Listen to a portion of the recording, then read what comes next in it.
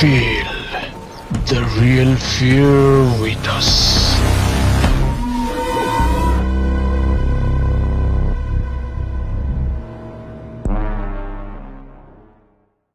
প্রিয় লিসেনার্স, আসসালামু আলাইকুম। Feel the real fear with us. সত্য ভয়ের ঘটনার ভৌতিক অনুভূতি পেতে আফনান দ্য হরর ওয়ার্ল্ডের সাথেই থাকতে হবে। দেশ ও দেশের বাইরে যেখান থেকে আফনান দ্য হরর ওয়ার্ল্ডের আজকের থার্সডে নাইটের 167তম আয়োজনের সাথে যুক্ত হচ্ছেন বা পরবর্তীতে হবেন, সকলকে জানাচ্ছি শুভেচ্ছা ও ভালোবাসা। আশা করি সবাই ভালো আছেন, সুস্থ আছেন। প্রিয় লিসেনার্স, আজকের এই এপিসোডে বরাবরের মতো আপনাদের পাঠানো 6টি ঘটনা নিয়ে হাজির তো হয়েছি। সেই সাথে আরও একটি অ্যানাউন্সমেন্ট ইতোমধ্যে আপনারা অধিকাংশ লিসেনাররাই পেয়ে গেছেন, তা হচ্ছে আগামীকাল স্পেশাল এপিসোড হতে যাচ্ছে। আর এই স্পেশাল এপিসোডে আমার সংগ্রহ করা 2টি ঘটনা তো থাকছেই, সেই সাথে আপনাদের পছন্দের ঘটনা সংগ্রাহকদের ঘটনাও কিন্তু ইনশাল্লাহ থাকছে। বুঝতেই পারছেন, দারুণ একটি স্পেশাল এপিসোড আমরা আনতে যাচ্ছি। শুনতে ভুলবেন না আফনান দ্য হরর ওয়ার্ল্ডের অফিসিয়াল ইউটিউব চ্যানেলে। প্রিয় লিসেনার্স, আপনারাও কিন্তু ঘটনা পাঠাতে পারেন লিখে বা রেকর্ড করে। আর ঘটনা পাঠাতে হবে afnanthehorrorworldbd@gmail.com এই ইমেল অ্যাড্রেসে। ইমেল অ্যাড্রেসের স্পেলিংটা বলে দিচ্ছি, AFNANTHEHORRORWORLDBD afnanthehorrorworldbd@gmail.com। স্পেলিংটাও আমরা আমাদের ভিডিওর ডেসক্রিপশনে দিয়ে রেখেছি, সেখানে গিয়ে স্পেলিংটা চেক করে নিতে পারবেন। ঘটনাগুলো কেমন লাগছে তা জানিয়ে এই ভিডিওর কমেন্ট সেকশনে কমেন্ট করতে পারেন। এছাড়া আমাদের ফেসবুক পেজ আর গ্রুপ তো রয়েছে আফনান দ্য হরর ওয়ার্ল্ড নামে, সেখানে গিয়েও আপনারা আপনাদের মতামত জানাতে পারেন। চলুন ঘটনায় চলে যাই। আমাদের এবার এপিসোডের প্রথম যে ঘটনাটি আপনাদের সাথে শেয়ার করব, এই ঘটনাটি আমাদেরকে যিনি পাঠিয়েছেন তার নাম শেখ আজাহার। ওনার বাড়ি ভারতের পশ্চিমবঙ্গ রাজ্যের পূর্ব মেদিনীপুর জেলার মহিষাদল থানার অন্তর্গত কাঞ্চনপুর গ্রামে। ঘটনাটি ওই গ্রামেরই ঘটনা। আর ঘটনাটি যার সঙ্গে ঘটেছে তার নাম হচ্ছে আকবর। ঘটনাটি যখন ঘটে সময়কাল 2002 সাল। ওই সময়ে এই আকবর ভাইয়ের বয়স 15 কি 16। এই আকবর ভাই গ্রামের 8-10টা তার বয়সী ছেলেপেলেদের থেকে বেশ বেশি দুষ্টু ছিল। এই যে শেখ আজাহার ভাই যিনি আমাদেরকে ঘটনা পাঠিয়েছেন, আর এই যে আকবর ভাই, এই দুজনের বাড়ি কিন্তু পাশাপাশি। আজাহার ভাইদের বাড়ি থেকে 2 মিনিটও লাগে না পায়ে হেঁটে যেতে এই আকবর ভাইদের বাড়িতে যেতে। তো যাই হোক, ওনাদের বাড়ির কাছাকাছি একটা জায়গা রয়েছে যেটাকে ওনারা আড়া বলে থাকেন। তো ওখানে এক ধরনের আলু চাষ হয়, দেখতে সাদা কালারের, এটাকে কাঁচাও খাওয়া যায়। ওনারা ওখানে এই আলুটাকে শাক আলু বলে। আমাদের বাংলাদেশে কি বলে এটা উনি জানেন না, এটা জানিয়েছেন, তবে ওইখানে এটা শাক আলু নামে পরিচিত। এই যে আকবর যিনি, তার কিন্তু একটা অভ্যাস রয়েছে, সেটা হচ্ছে রাতের বেলা, বর্ষাকাল হোক শীতকাল হোক, সে বড় একটা বস্তা নিয়ে ওই আড়ার ওদিকে চলে যেত। তাল, আম, নারকেল, মানে যখন যেটা সিজন এইগুলো কুড়াতে। এটা অনেক সময় পড়তো, সে এগুলো কুড়িয়ে নিয়ে আসতো। এটা তার একটা অভ্যাস, এটার মধ্যে তার একটা ভালো লাগাও কাজ করতো। পাক না পাক, বস্তা নিয়ে এসে রাতের বেলা বের হবেই। তো এইভাবে কোনো এক রাতে আকবর অন্য রাতের মতোই ঘর থেকে বেরিয়ে যায় বড় একটা বস্তা নিয়ে। রাত তখন ঠিক কয়টা বাজে এটা তার মাথায় ছিল না। ওই সময় অবশ্য ভাদ্র মাস চলছে, অর্থাৎ ভাদ্র মাসে কিন্তু তাল পাকে। ওই তালগুলো কিন্তু টপ টপ করে পড়ে রাতের বেলা। তো ওই আড়ার আশেপাশে কিন্তু বেশ কিছু গাছ থাকলেও তাল গাছের সংখ্যাটাই বেশি ছিল। সে জানে যে রাতের বেলা তাল পড়ে, এই জন্য বস্তা নিয়ে বাইরে বের হয়েছে। সে ওখানে যায়, যাওয়ার পর কিছু তাল পায়ও। হঠাৎ করে পেছন থেকে এই আকবর ভাইয়ের নাম ধরে কেউ একজন ডাকছে যে, এই আকবর তুই কখন আসছু, মানে ওখানকার লোকাল যেই টোন আর কি, ওই টোনে বলছে।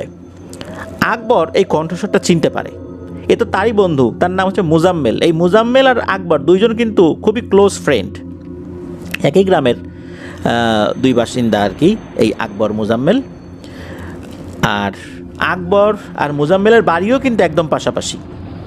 তো মুজাম্মেলকে দেখার পর আকবর বলল যে আরে মুজাম্মেল, তুই তো কোনোদিন রাতের বেলা তাল করে আসিস না, আজকে হঠাৎ আসছু, ঘটনা কি?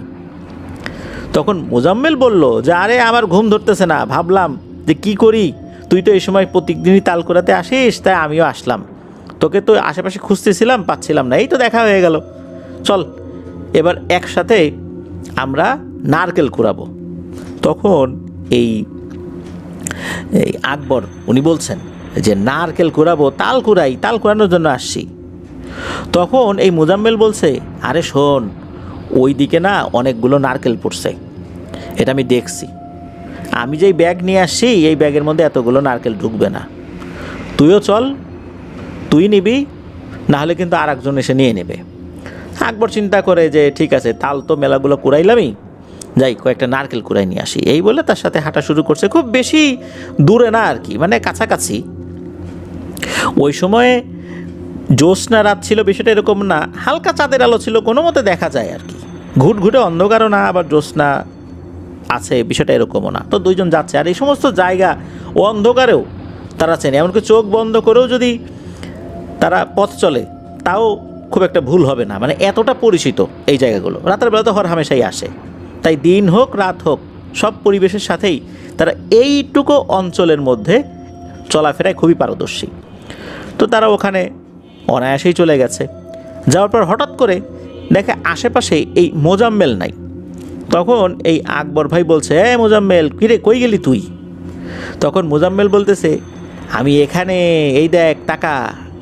যেই না এটা বলছে তখন এই আকবর বলছে কিরে কোথায়, আমি তো দেখি না তো। কয় দে উপর দেখ, উপরে দেখ। তখন মাথাটা একটু উপর দিকে দিয়ে তাকিয়েছে, তাকিয়ে যে দৃশ্য দেখেছে এটা দেখে মারাত্মক ভয় পেয়েছে এই আকবর ভাই।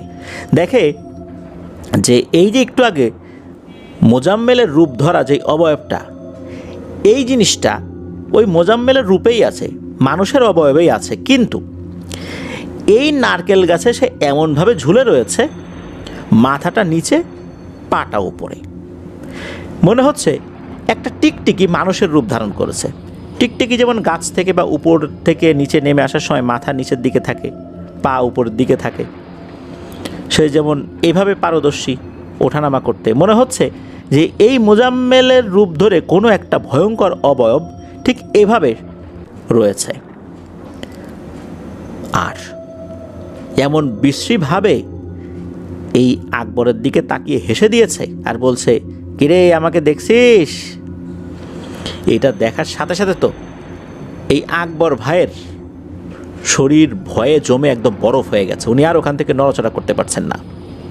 হঠাৎ করে ওনার চোখের সামনে একটু অন্ধকারের মতো কিছু একটা দেখলেন, এরপরে উনি দেখেন যে এই গাছে আর কেউ নাই। ঠিক তখনই ওনার পিঠে একটা হাতের স্পর্শ উনি অনুভব করেন, মনে হলো পেছন দিক থেকে কেউ তার কাঁধে হাত রেখেছে। উনি যখন পেছন দিকে তাকিয়েছেন, তাকিয়ে দেখেন ওই অবয়বটা, মানে ওই মোজাম্মেলের রূপ ধরা অবস্থাতেই ওই অবয়বটা তার কাঁধে হাত রেখেছে। এরপর বলছে যে আরে আকবর, তুই আমাদের খুব বিরক্ত করিস, তুই তো মানুষ, এত রাত বিরেতে তোর এই আড়ার এখানে আসা লাগে কেন? এই সময়টা তো আমরা বের হই, তোর কারণে আমাদের খুব অসুবিধা হয়, চল আজকে তোর আরও একটা অপরাধের শাস্তি দেব। এই বলেই নাকি এই যে আকবর ভাইয়ের হাত ধরে টানতে থাকে। আকবর ভাই আসলে কোনো প্রতিবাদ বা প্রতিরোধ কিছুই করতে পারেন নাই, মনে হচ্ছে তার শরীর অবশ হয়ে গেছে। আর এই অবয়বটা মনে হচ্ছে অনায়াসে এই নারকেল গাছ বেয়ে হেঁটে হেঁটে উঠছে, ঠিক যেমনটা আমরা রাস্তার উপর দিয়ে হেঁটে হেঁটে যাই। আর এক হাতে আকবর ভাইকে ধরে রেখেছে, আকবর ভাইও ঝুলে ঝুলে উঠছে নারকেল গাছে। এরপরে কি হলো, ওই অবয়বটা অনায়াসেই আকবর ভাইকে নিয়ে নারকেল গাছের মাথায় উঠে গেল, আর ওখান থেকে আকবর ভাইকে ফেলে দিল। আকবর ভাই পড়ে যাওয়ার পর তার আর কিছুই মনে নাই। নারকেল গাছটা খুব বেশি বড় ছিল না, অনেক সময় বেশ কিছু ছোট ছোট নারকেল গাছের নারকেল হয় না, ঠিক ওই টাইপের একটা নারকেল গাছ ছিল, খুব বেশি বড় না। এদিকে রাতের বেলা তো আর আকবর ভাই বাড়িতে ফেরেন নাই। ভোরবেলা যখন ওই এলাকার কৃষকরা ওই আড়ার ওই দিকটাতে গিয়েছেন, তারা কৃষি কাজ করবেন, তাদের কৃষি জমিতে যাচ্ছিলেন, ওই সময় দেখে একটা নারকেল গাছের নিচে কেউ একজন পড়ে আছে উপুর হয়ে। ওনারা ওখানে গিয়েছেন, তাকে সোজা করে দেখেন যে এটা আকবর ভাই। ওনারা তখন পালস চেক করে দেখেন যে আকবর ভাই আর জীবিত নাই। দ্রুত আকবর ভাইয়ের পরিবারকে খবর দেওয়া হয়, তারা চলে আসেন, কান্নাকাটি জুড়ে দিয়েছেন। এরপর গ্রামের যারা ডক্টর থাকেন আর কি, পল্লী চিকিৎসক, তাদেরকে ডাকা হয়, তারাও এসে পালস চেক করে বলেন যে না, ও আর জীবিত নাই, মারা গেছে।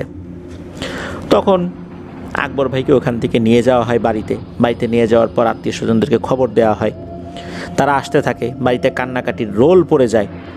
এর মধ্যে আকবর ভাইয়ের যিনি ছোট ভাই, ইমিডিয়েট ছোট ভাই, সে আকবর ভাইয়ের লাশের পাশে বসে আছে, কান্নাকাটি করছে। কান্নাকাটি করতে করতে আকবর ভাইয়ের দিকে তাকিয়েছে।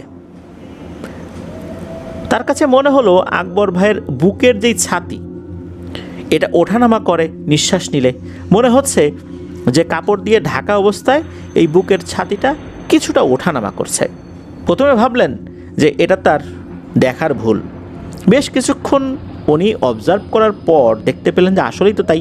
এরপর যখন মুখের উপর থেকে কাপড়টা সরিয়েছেন, এরপর দেখা যায় সত্যিই আকবর ভাই নিঃশ্বাস নিচ্ছে, তবে সেটা আস্তে আস্তে। লোকজনকে ডাকাডাকি করা হয়, সবাই চলে আসে, দেখা গেল আকবর ভাই জীবিত আছেন। তখন তো পরিবারে আনন্দ ফেরত আসে। পরিবারের আনন্দ যেমন মুহূর্তেই শোকে পরিণত হয়েছিল, এবার সেই শোকটা এবার আনন্দে পরিণত হলো, আকবর ভাই জীবিত আছেন। এখানে আবার আর একটা ব্যাপার ঘটে, সেটা হচ্ছে যে ওই গ্রামে একটা মেয়ে MBBS ডক্টর হয়েছেন, ছুটিতে বেড়াতে আসছেন, মানে গ্রামের বাড়িতে বেড়াতে আসছেন আর কি। ওই সময় সে ছিল বাড়িতে, অথবা ওই সকালেই আসছে সে, এরকম হবে আর কি। যখন সে খবর পায়, তাকে খবর দেওয়া হয় এই ব্যাপার, মৃত মানুষ জীবিত হয়ে গেছে, সে দ্রুত আসে সেখানে। এই মেয়েটা আবার খুব নামাজি ছিল, প্র্যাকটিসিং মুসলিম ছিল। সে আসার পর কি করেছে, আকবর ভাইয়ের চোখটা খুলেছে। যখনই চোখটা খুলেছে, সে ভয়ে কয়েক পা পেছনে সরে আসে। সে বলছে যে আকবর ভাইকে আপনারা ডাক্তারের কাছে নেবেন, সেটা ঠিক আছে, বাট এখন আগে ভালো কোনো হুজুরের কাছে নিয়ে যান, ওর ডাক্তারি চিকিৎসা পরে হবে। আকবর এখন স্বাভাবিক অবস্থায় নাই, কোনো অশরীরই ওর উপর ভর করেছে। একজন MBBS ডক্টরের মুখে এই কথা শোনার পর কেউ কেউ বলে যে তুমিও মা এই সমস্ত কথাবার্তা বলতেছো? তখন উনি বলেন যে হ্যাঁ, আমি বলছি, কারণ আমি বিশ্বাস করি এগুলো। আর ওর চোখটা খোলার সাথে সাথে আমি যে দৃশ্য দেখেছি, সেটা আপনারা দেখলে এখন আরও ভয় পেয়ে যাবেন, আমি দেখাবো। তখন বেশ কয়েকজন বলছেন যে ঠিক আছে দেখাও। আবার যখন চোখটা খুললেন, মানে দুই চোখের যেই পাতা, এটার মধ্যে এক চোখের পাতা যখন 2 আঙ্গুল দিয়ে সরিয়ে দিয়েছেন, তখন অনেকেই দেখে চিৎকার দিয়ে উঠেছে। দেখে যে তার চোখ পুরোটা কালো, একদম মিচমিচে কালো। এটা দেখার পর তখন লোকজন বলেন হ্যাঁ আসলে কোনো সমস্যা। এরপর ভালো একজন হুজুরের কাছে নিয়ে যাওয়া হয়। ওই অবস্থাতে নিয়ে যাওয়া হয়। তখনও কিন্তু এই আকবর ভাই কথা বলছেন না। হুজুরের কাছে নিয়ে যাওয়া হয়। হুজুরের কাছে নিয়ে যাওয়ার পর দেখা গেল যে হঠাৎ করে আকবর ভাই নড়াচড়া শুরু করে দিয়েছেন আর উঠে দৌড় দিতে যাচ্ছেন, কোনোভাবেই তাকে রাখা যাচ্ছে না। এরপর তাকে ভালো করে বেঁধে রাখা হলো। এরপর হুজুর ট্রিটমেন্ট শুরু করলেন। হুজুর আকবর ভাইয়ের ভেতরে থাকা ওই জিনটাকে দিয়ে কথা বলালেন। আকবর ভাইয়ের ভেতরে কিন্তু জিনটা তখনও ছিল, আর একটা না দুটা না, মনে হচ্ছে অনেকগুলো জিন একসাথে কথা বলছে, কথার তারতম্য আছে।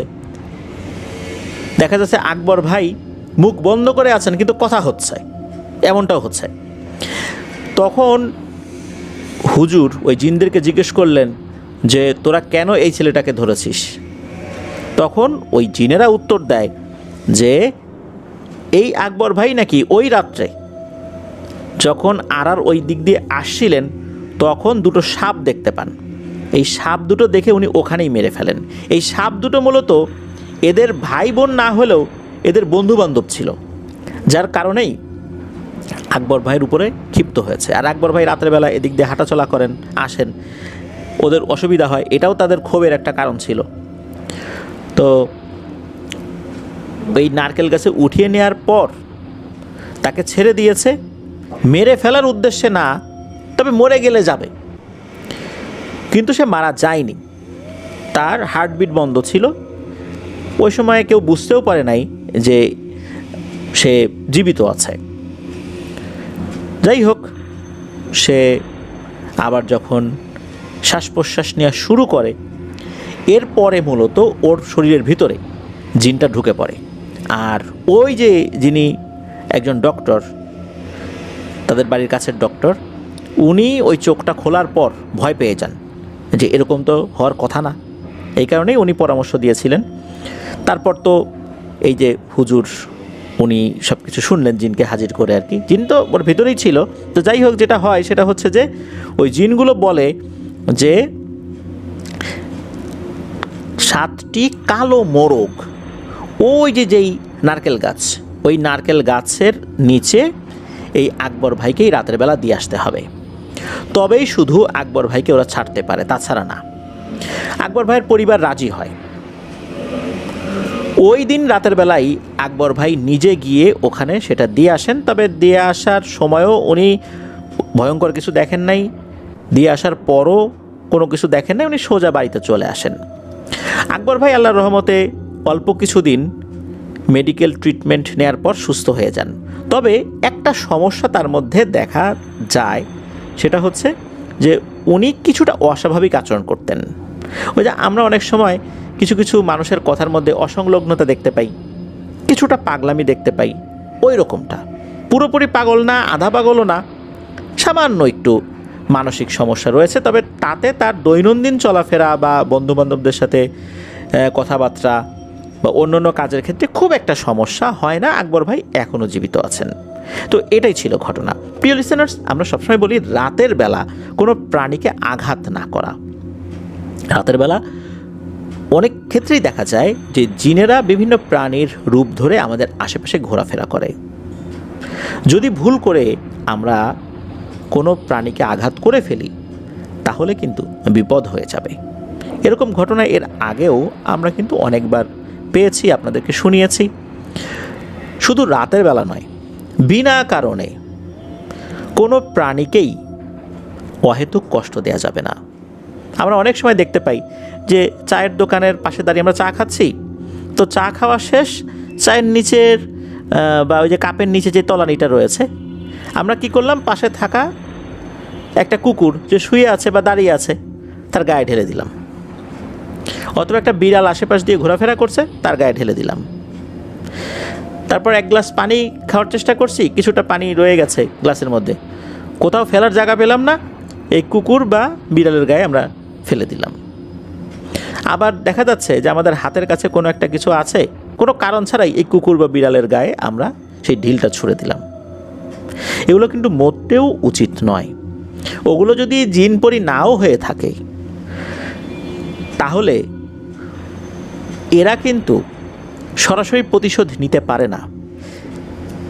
তাদের নালিশ দেওয়ার জায়গা কিন্তু রয়েছে সরাসরি, সেটা হচ্ছে তারা সরাসরি আল্লাহর কাছে কিন্তু নালিশ দিয়ে দেয়।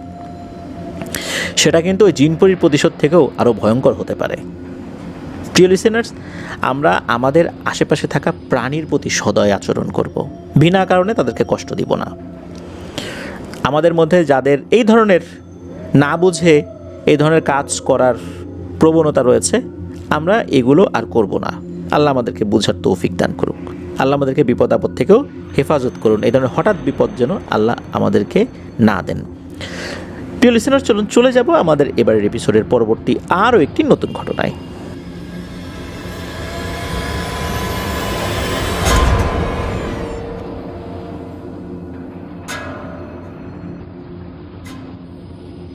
প্রিয় লিসেনার্স, এখন যে ঘটনাটি আপনাদের সাথে শেয়ার করব, এই ঘটনাটি আমাদেরকে যিনি দিয়েছেন তার নাম মোহাম্মদ সোহানুর রহমান সজীব। ওনার বাড়ি নাটোর জেলার বাগাতিপাড়া থানায়। চলুন ঘটনা শুনে আসি। উনি দুটি ঘটনা পাঠিয়েছেন, একটি ওনার নিজের সাথে ঘটে যাওয়া, আরেকটি ওনার বন্ধুর সাথে ঘটে যাওয়া। ওনার নিজের সাথে ঘটে যাওয়া ঘটনাটি প্রথম শেয়ার করব। ওনার নিজের সাথে ঘটে যাওয়া ঘটনাটি ঘটেছিল 2013 সালে, এখন থেকে প্রায় 12 বছর আগে, কুরবানি ঈদের দিনে। তো উনি আর ওনার ফুফাতো ভাই দুজন নামাজ পড়ে কুরবানি করে সারাদিন ঘোরাফেরা করেছেন। যখন মাংস বানানো হয়ে গেছে, আত্মীয় স্বজনদের বাড়িতে দিয়েও এসেছেন, সব শেষে ওনার দাদার এলাকায় যাওয়ার কথা ছিল। দাদার বাড়ি এবং দাদা বাড়ির দিককার যে আত্মীয় স্বজনরা ছিল তাদের বাড়িতেও দিতে হবে। সেই অনুযায়ী বিকেলের পরে ওই গ্রামের দিকে গিয়েছেন। তো দাদা বাড়িতে মাংস দিয়েছেন, অন্য আত্মীয় বাড়িতেও মাংস দিয়েছেন, সব পাশাপাশি আর কি, এজন্য সময় লাগে নাই। এরপর চিন্তা করলেন যে একটু ঘোরাফেরা করি আর কি। এদিকে দাদা বাড়িতে গিয়েছেন, নিশ্চয়ই ঈদের দিন খালি মুখে আসতে দেবেন না, খাওয়া দাওয়া তারা করলেন। বাড়িতে আসবেন এমন সময় মনে হলো যাই, এই পাশে একটা দোকান আছে, ওই দোকানে ক্যারাম বোর্ড আছে, ওখানে গিয়ে একটু ক্যারাম বোর্ড খেলি। ওখানে যারা ক্যারাম বোর্ড খেলতো রেগুলার, তাদের সাথেও তো তাদের খুব ভালো সম্পর্ক আর কি। এই যে সজীব ভাই, তার ফুফাতো ভাই, মানে সবার সাথেই ভালো সম্পর্ক, আগেও অনেকবার খেলেছেন। সাধারণত রাত 9টার দিকেই ওই দোকানটা বন্ধ হয়ে যেত, যেহেতু ঈদের দিন রাতের বেলা, যার কারণে রাত প্রায় 11টা পর্যন্ত ওই দোকানটা খোলা ছিল। রাত 11টার দিকে ওই দোকানটা বন্ধ করে একসাথেই সবাই বের হয়ে যায়, দোকানদার এবং আরও যারা খেলছিলেন ওইখানে সবাই একসাথেই বের হয়ে যায়, যে যার মতো বাড়িতে চলে যাচ্ছে। এদিকে এই সজীব ভাই আর ওনার ফুফাতো ভাইও ওনাদের বাসার দিকে রওনা দিয়েছেন। মোটামুটি 20 মিনিটের মতো লাগবে বাড়িতে হেঁটে আসতে। এখন ওনারা চিন্তা করলেন যে 20 মিনিট এমনিতে অনেক রাত হয়ে গেছে, এই মাঠের ভিতর দিয়ে হেঁটে যাই, আইল দিয়ে হেঁটে যাই, শর্টকাট হবে, 10-12 মিনিটে পৌঁছে যাব। তো দুজন মিলে ওই জমির ভিতর দিয়ে হাঁটা শুরু করেছেন। জমিটা মোটামুটি বেশ ভালোই বড় ছিল। এর এক সাইডে বড় বড় কয়েকটা আম গাছ ছিল, আম গাছ বলতে আম বাগান আর কি, ছোট একটা বাগান, তার মধ্যে বড় বড় কয়েকটা আম গাছ, আর পাশাপাশি আবার দুটো বাগান। এই দুটো বাগানের মাঝামাঝি একটা বিশাল বড় আকৃতির একটা জাম গাছ ছিল, যেটা এখনও আছে। তো এই বাগান দুটো এলাকায় মেম্বারের বাগান নামে পরিচিত। ওই জাম গাছকে ঘিরে মোটামুটি কিছু ঘটনা শোনা যায় মাঝে মাঝে। তো ওই সময় ওনারা এত কিছু চিন্তা করে নাই, দুইজন মানুষ একসাথে আছে, ভয় কিসের। আর রাত তো 2-3টা বাজে না, রাত 11টাই না হয় বাজে। ওনারা প্রথম যে বাগানটা, মানে ওই আম গাছের যে বাগানটা, যেখানে বড় বড় কয়েকটা আম গাছ রয়েছে, ওইটা ক্রস করে দ্বিতীয় বাগানটাতে ঢুকবেন, যেটা শুরুতে একটা বড় জাম গাছ রয়েছে। ওই সময় ওনারা হঠাৎ করে একটা জিনিস দেখতে পেলেন। সেটা হচ্ছে, মনে হচ্ছে যে ওই জাম গাছের মাথায় কিছু একটা আছে, নিচে কিছু একটা আলোর ঝলকানি দেখতে পেলেন। আলোর ঝলকানি বলতে ওই উপরে যদি আলো থাকে, নিচে এক ধরনের একটা আলোক ছটা ঘুরতে থাকে, ওই অর্থে আর কি আলোর ঝলকানি দেখতে পান। তখন উপর দিকে তাকিয়ে দেখেন ওই জাম গাছের মাথার উপরে দুটো বড় আলোর গোল্লা বৃত্তাকারে পাক খাচ্ছে। ওটারই আলোর ঝলকানি মনে হচ্ছে নিচে চলে এসেছে। সেই সাথে হঠাৎ করে ওখানে বেশ ঝড়ো বাতাসও শুরু হয়ে গেল।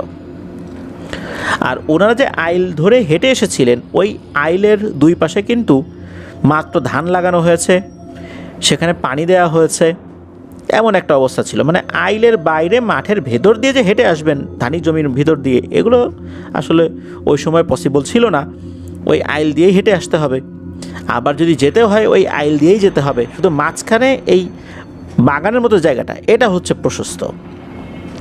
যখন ওনারা এটা দেখলেন, দেখার পর আহামরি ওনারা কোনো ভয় পান নাই, কেননা গ্রামে এর আগেও রাতের বেলা এই ধরনের আলোর গোল্লা চক্রাকারে ঘুরতে দেখেছেন, এক জায়গা থেকে আরেক জায়গা ছুটে যেতে দেখেছেন। এই কারণে এই বিষয়গুলো আসলে ওনাদের মধ্যে ভয়ের উদ্রেক করে নাই। ওনারা স্বাভাবিকভাবেই ওই গাছটা ক্রস করে আবার আইলের কাছে চলে যান, মানে বাগানের ওই পাশে যে আইলটা আছে সেখানে চলে যান। ওনারা আবার ঘুরে তাকিয়ে ওই আলোর গোল্লা দেখছিলেনও। একসময় একে অন্যকে মজা করে বলছেন যে, এই দেখ দেখ আলো, এখনই এসে তোকে ধরবে, এখনই ধরলো। মানে একজন এরকম মজা করতে করতে সজীব ভাই কি করেছেন, উনি পা ফসকে ওই আইলের পাশ থেকে পাশে যে কর্দমাক্ত ধানি জমি সেখানে পড়ে গিয়েছেন। একদম কাদায় পানিতে মাখামাখি হয়ে গেছে। তখন ওনার ভাই হাত ধরে তাকে টেনে তুলেছে। এরপর ওনারা আবার হাসাহাসি করতে করতে সামনে আগানো যেই না শুরু করেছেন, তখন ঘটে একটা ভয়ঙ্কর ঘটনা। ধপাস করে কোত্থেকে একটা কাঁচা গাছের ডাল এসে ওনাদের সামনে পড়ে। আইলের উপরে যদি এইভাবে হঠাৎ করে একটা কাঁচা ডাল এসে পড়ে, কার না ভয় লাগবে। ওনারা বুঝতে পারলেন যে এই যে হাসি তামাশা করেছেন এটা উচিত হয় নাই। যাই হোক, ওনারা ওই ডালটাকে ক্রস করে আবার ওনারা যখন পার হওয়া শুরু করেছেন, সামনে আবার আর একটা ছোট বাগানের মতো রয়েছে। তো ওইখানে যেই গাছগুলো রয়েছে সেই গাছগুলো ওরকম বড় না, ছোট ছোট গাছই বলতে হবে। উচ্চতায় হয়তোবা সর্বোচ্চ 15 ফুট এরকম টাইপের বেশ কয়েকটা আম গাছ রয়েছে। তো ওনারা যখন ওদিক দিয়ে হেঁটে যাচ্ছিলেন, হঠাৎ করে দেখতে পেলেন ওই আম গাছের একটা ডালে কালো একটা অবয়ব বসে আছে। এটা কিন্তু দুইজনই দেখতে পেয়েছেন। এটা দেখার সাথে সাথে ওনারা ওখানে থমকে যান, যারে এইটা কি। এরপর কি হয়, ওই যে কালো অবয়বটা দূর থেকেই হি হি করে হেসে ওঠে আর নাকি গলায় বলে, কিরে কেমন লাগলো কাদার মধ্যে নাকানি চুবানি খেতে? খুব তো হাসি তামাশা করলি, হ্যাঁ? এখন দেখ কেমন লাগে। এই বলে কি করেছে, ওই ডাল থেকে একটা লাফ দিয়েছে। লাফ দিয়ে ওনাদের সামনে এসে পড়ে নাই, ওনাদের ডান সাইডে মাত্র 5 হাত দূরে এসে পড়েছে। ধপাস করে যে মাটির উপর এসে দাঁড়িয়েছে, মাটিটাও কেঁপে উঠেছে। ওই মুহূর্তে ওনারা দুজন তো আরও ভয় পেয়ে যান, এই বুঝি এসে ঘাড় মটকে দিল। তখন এনারা আর কোনো কিছু চিন্তা ভাবনা না করে সোজা বাড়ির দিকে দিয়েছেন দৌড়। দৌড় দিলেও ওই বাগান থেকে বের হয়ে আবার যখন আইলে উঠেছেন, এই আইলে তো আসলে পাশাপাশি দৌড়ানো যায় না, আইলের উপর দিয়ে সাবধানে হেঁটে যেতে হয়। ওই দৌড়ানোর সময় ওনারা বারবার পড়ে যাচ্ছিলেন কাদার মধ্যে, আবার উঠছিলেন আবার পড়ছেন। এইভাবে ওনারা বাড়িতে এসে পৌঁছেন। বাড়ির কাছাকাছি ওনারা চলে এসেছিলেন আর কি। তো বাড়ির যে মেইন গেট, এই গেটের সামনে এসে দুইজনই ধপাস করে গেটের উপরে পড়ছেন। প্রচণ্ড জোরে শব্দ হয়, ওনারা দুজন হাঁপাচ্ছেন। এদিকে সজীব ভাইয়ের বাবা এই শব্দ পেয়ে উনি তাড়াতাড়ি উঠে এসেছেন যে কী হলো।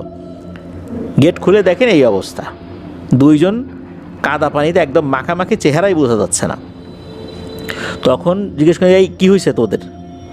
তখন সজীব ভাই খুলে বলেন যে এই যে বাগানে ভয় পেয়েছে তারা। ওনার বাবা তখন কি করলেন, যে ওনাদেরকে বললেন যে দ্রুত আমার সাথে চল, পুকুর ঘাটে চল, দুজনকে এখনই গোসল করতে হবে, কারণ তোরা ভয় পেয়েছিস। এই অবস্থায় ঘরে ঢুকলে ওই দুষ্টু জিনিসগুলো তোদের সাথে সাথে এই ঘরেও ঢুকে পড়বে, ওদেরকে এখান থেকে বিদায় দিতে হবে। এই বলে ওনাদের দুজনকে পুকুর ঘাটে নিয়ে গেলেন। উনি নিজে দাঁড়িয়ে থাকলেন ওখানে, যাতে কোনো ধরনের কোনো ভয় নতুন করে ওনারা না পান। এর মধ্যে ঘর থেকে ওনাদের জন্য পরিবারের অন্য সদস্যরা শুকনো কাপড় চোপড় নিয়ে আসলেন। এরপর দুজন গোসল করে তারপর ঘরে ঢোকেন। ঘরে ঢোকার পর এই সজীব ভাইয়ের আপন ফুপু, যিনি কোরআনে হাফেজা, উনি বাড়িতেই ছিলেন। উনি এই দুইজনকে দোয়া দুরুদ পড়ে রুকিয়া করে দেন। আল্লাহর রহমতে জ্বরও আসে নাই, কোনো সমস্যা হয় নাই। এই ঘটনা এখানেই শেষ। এরপর আসি পরের ঘটনায়। এই ঘটনাটি যার সাথে ঘটেছিল তার নাম হচ্ছে কাজল। সে পেশায় একজন ভ্যান চালক, আর এই কাজল এই সজীব ভাইয়েরই বন্ধু। ওনাদের যেই ঘর, এই ঘরের কয়েক ঘর পরেই হচ্ছে এই কাজল ভাইদের বাড়ি। মাঝে মাঝেই একসাথে বসে ওনারা আড্ডা দেন সন্ধ্যার পরে। যখন এই কাজল ভাইয়ের কাজ টাজ থাকে না, তখন বন্ধুবান্ধবদের সাথে আড্ডা দেন। তো আড্ডা দিতে দিতে একটা ভয়ের ঘটনা উনি শেয়ার করেছিলেন, যেটা ওনার সাথে ঘটেছিল 2019 সালে। আর 19 সালে যখন এই ঘটনাটা ঘটে, রাত তখন আনুমানিক 1টা। ওই রাত্রে রাত 9:30টার দিকে উনি খাওয়া দাওয়া করে ঘুমানোর প্রস্তুতি নিচ্ছেন। যেহেতু ভ্যান চালান, ওনার ভ্যান কিন্তু তখন ব্যাটারি চালিত ছিল না, প্যাডেল দিয়েই চালাতে হতো। অনেক পরিশ্রমের কাজ কিন্তু এটা। উনি রাত 10টার মধ্যেই শুয়ে পড়েন, সকাল সকাল উঠে পড়েন। 9:30টার দিকে উনি শোয়ার প্রস্তুতি নিচ্ছেন, এমন সময় ওনার ফোনে একটা কল আসে। যেই নাম্বার থেকে কল আসে, এই নাম্বারটা ওনার ফোনে সেভ ছিল। উনি গ্রাম সম্পর্কে একজন চাচা হন, খলিল চাচা। এই খলিল চাচা ফোন করেছেন। খলিল চাচার ফোনটা রিসিভ করার পর খলিল চাচা বলে ওঠেন যে ওনার শাশুড়ি মারা গিয়েছেন, পরিবার নিয়ে এক্ষুনি শ্বশুরবাড়ি যেতে হবে। তো ওনার শ্বশুরবাড়ি ছিল হচ্ছে এই গ্রাম থেকে 11 কিলোমিটার দূরে অন্য আর একটা গ্রামে। এত রাত্রে গ্রামে গাড়ি ঘোড়া তো অ্যাভেলেবল না, তখন কি আর করা, কাজল ভাইকেই যেতে হবে ভ্যান নিয়ে। ওনার প্যাডেল চালিত ভ্যান, যেতে তো একটু সময়ই লাগবে, 10-11 কিলোমিটার। তো কাজল ভাই মোটামুটি নিজেকে প্রস্তুত করে নিয়ে রাত 10টার দিকে এই খলিল চাচার বাড়ির উদ্দেশ্যে বেরিয়ে যান। খলিল চাচার বাড়ির সবাই মোটামুটি রেডি হয়েছিল, যারা যারা যাবেন ওই রাতের বেলা তারাও ভ্যানে উঠে বসেন। এরপর কাজল ভাই ভ্যান চালানো শুরু করেন। যেহেতু যাত্রী সংখ্যা ভ্যানে একটু বেশি ছিল, চালাতে কিছুটা তো কষ্ট হচ্ছিলই। ঘন্টা 2-1 লেগে যায় এই 11 কিলোমিটার পথ যেতে। তো যখন ওনারা পৌঁছেছেন রাত 12:30টার মতো বাজে। এখন মরাবাড়ি, সবাই কান্নাকাটি শুরু করেছেন। ওদিকে খলিল চাচা বলছেন যে কাজল তুই এখন চলে যাবি, এত রাতের বেলা আবার এতটা পথ, তুই থেকে যা এখানে, সকালবেলা যাস। কাজল ভাই খুব অস্বস্তি বোধ করছিলেন, কেননা যেহেতু এই বাড়িতে একজন মারা গেছে, সবাই কান্নাকাটি করছে, এখানে উনি বসে থাকবেন, সবাই আত্মীয় স্বজনরা আসছে এখানে, ওনার অস্বস্তি লাগাটাই স্বাভাবিক। তখন উনি বললেন যে আমি চলে যাই, প্রয়োজন হলে আমাকে কল দিয়েন, দরকার আমি আবার আসব। তো এই বলে কাজল ভাই ভ্যান নিয়ে বের হয়ে গেলেন। তো যখন বের হয়েছেন তখন উনি ওনার যেই বদভ্যাস ছিল সিগারেট খাওয়া, সিগারেট ধরিয়েছেন, ভ্যান চালাচ্ছেন। আর ওনার তো বাটন ফোন ছিল ওই সময়, তো বাটন ফোনে মেমোরি কার্ড ছিল, ওই মেমোরি কার্ডে অনেকগুলো গান ডাউনলোড করা ছিল। তো উনি তো ওই গান বাজিয়ে চলা শুরু করেছেন। তো উনি যে রাস্তা দিয়ে আসবেন এই রাস্তার বিবরণটা একটু দেওয়ার দরকার। এই রাস্তাটা চলে গেছে নদীর পার ঘেরে, মানে ঘেঁষে আর কি। তো ওই নদীতে এক সাইডে শ্মশানঘাটও রয়েছে। ওই পথ দিয়ে আরও এগিয়ে গেলে বেশ বড় বড় কয়েকটা বাগান রয়েছে। নাটোরের বিভিন্ন উপজেলাগুলোতে কিন্তু প্রচুর আম বাগান রয়েছে, আম বাগান, লিচু বাগান, এগুলো কিন্তু ওই এলাকায় প্রচুর দেখা যায়, একটু দূর দূরেই এগুলো দেখা যায় আর কি। তো ওই পথে বেশ কয়েকটা আম বাগানের পর রাস্তার পাশে কবরস্থান রয়েছে। তারপর ফাঁকা নিরিবিলি রাস্তা। উনি সিগারেট খাচ্ছিলেন, গানের সাথে সাথে নিজেও তাল মিলাচ্ছিলেন, নিজেও চিৎকার করে গান গাচ্ছিলেন, যাতে ওনার মনের মধ্যে ভয় ডর না আসে। হঠাৎ করে উনি দেখতে পেলেন 7-8টা কুকুর কোত্থেকে যেন চলে এসেছে রাস্তার উপরে। কুকুরগুলো দৌড়াদৌড়ি করছে, তবে কুকুরগুলো দেখতে স্বাভাবিকই ছিল, স্বাভাবিক যে কুকুরগুলো রাস্তাঘাটে দেখা যায় ওরকমই ছিল। এখানে প্যারানরমাল কোনো কিছু ভাবনা করার আসলে সুযোগ নাই। তো উনি দেখলেন যে এই কুকুরগুলো যেভাবে আসলো ওভাবে দৌড়ে কোথায় যেন হারিয়ে গেল, মনে হলো ওই যে শ্মশানের ওই দিকটাতে চলে গেল। এরপরে কেন যেন একটা অজানা ভয় ওনার মনের মধ্যে চেপে বসে, শরীরটা মনে হলো ভারী হয়ে গেল। আর একটা সিগারেট ধরিয়েছেন, ভ্যানের গতিটা আরেকটু বাড়িয়ে দিয়েছেন। তখন মনে হলো শ্মশানের ভেতরে যে গাছগুলো ছিল, ওই নদীর পাড়েই আর কি যে গাছগুলো ছিল, যেটা শ্মশানের মধ্যেই পড়ে যায়, ওই গাছ থেকে অনেকগুলো পাখি একসাথে ডেকে উঠল। এরপর ওই দিক থেকে কাক ডেকে উঠল। এত রাত্রে কিন্তু কাক সচরাচর ডাকে না, তখন ওর মনের মধ্যে খটকা লাগলো। আর এরপরই হঠাৎ করে ভ্যানের সামনে বিশাল আকৃতির দুটো কুকুর চলে আসছে। এদের দেহটা ছিল বিশাল আকৃতির, মানে একটা বড় ষাঁড় গরু যত বড় হয় ওই রকম সাইজের দুটো কুকুর। ভ্যানে কিন্তু আলো জ্বলছিল না। উনি ওই পথটা খুব ভালোভাবেই চেনেন। মোবাইলে ওনার লাইট ছিল, মোবাইলের সামনের দিকে ফ্ল্যাশ লাইটটা থাকে না, ওই বাটন ফোনেরও কিন্তু বেশ কিছু ফিচারগুলোতে এই জিনিসগুলো ছিল আর কি। তো ওনার বাটন ফোনে ওরকম লাইট ছিল, তবে ওই সময় লাইটটা বন্ধ ছিল আর কি। মাঝে মাঝে উনি জ্বালাচ্ছিলেন কোনো সমস্যা হলে আর কি, এমনিতে জ্বালাচ্ছিলেন না। ওই মোবাইলের চার্জ খুব একটা বেশি ছিল না, কারণ রাতেরবেলা হঠাৎ করে ওনার ফোন আসছে, উনি চলে আসছেন, সারা রাত চার্জ দেওয়ার সুযোগ উনি পান নাই, যার কারণে মোবাইলের যে ফ্ল্যাশ লাইটটা এটা উনি দরকার ছাড়া জ্বালাচ্ছিলেন না। তো ওই সময় কিন্তু বন্ধই ছিল ফ্ল্যাশ লাইটটা। হঠাৎ করে কুকুর দুটো যখন সামনে চলে এসেছে, কোনো আলো ওই কুকুরগুলোর চোখের উপর পড়া ছাড়াই ওই কুকুরগুলোর চোখ জল জল করছিল, লাল টকটকে জল জল করছে একদম। আর এরা এসে ভ্যানের সামনে এসে দাঁড়ায়।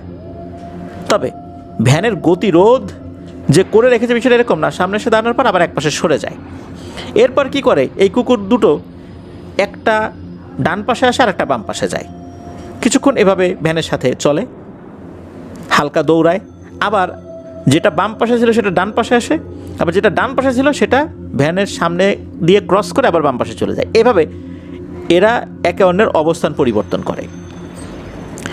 তখন এই কাজল ভাই চিন্তা করছেন যে আল্লাহ রে, কেন যেন চলে আসলাম, এর থেকে ওই খলিল চাচার কথা শুনলেই ভালো হতো, ওই বাড়িতে না হয় সারা রাত বসে থাকতাম। এর মধ্যে কি হয়, ওই ভ্যানটা মনে হচ্ছে অনেক ভারী হয়ে গেছে, ভ্যান চালানোটাই কষ্ট হয়ে যাচ্ছে। যেমনটা ছিল ওই ফেরাস, মানে যখন ওই খলিল চাচা শ্বশুর বাড়িতে যাবে তখন ভ্যানে অনেকগুলো যাত্রী ছিল, মনে হচ্ছে হঠাৎ করে এই পরিমাণ যাত্রী উঠে বসেছে, ফেরার সময় ভ্যানটা ঠিক আগের মতো প্রথমবারের মতো ভারী হয়ে গেছে। ভ্যানের উপর যে কেউ একজন আছে এটা খুব ভালো করেই এই কাজল ভাই ফিল করছেন। উনি তো জোরে জোরে দোয়া দুরুদ পড়া শুরু করেছেন, এবার গান গাওয়া বাদ দিয়ে।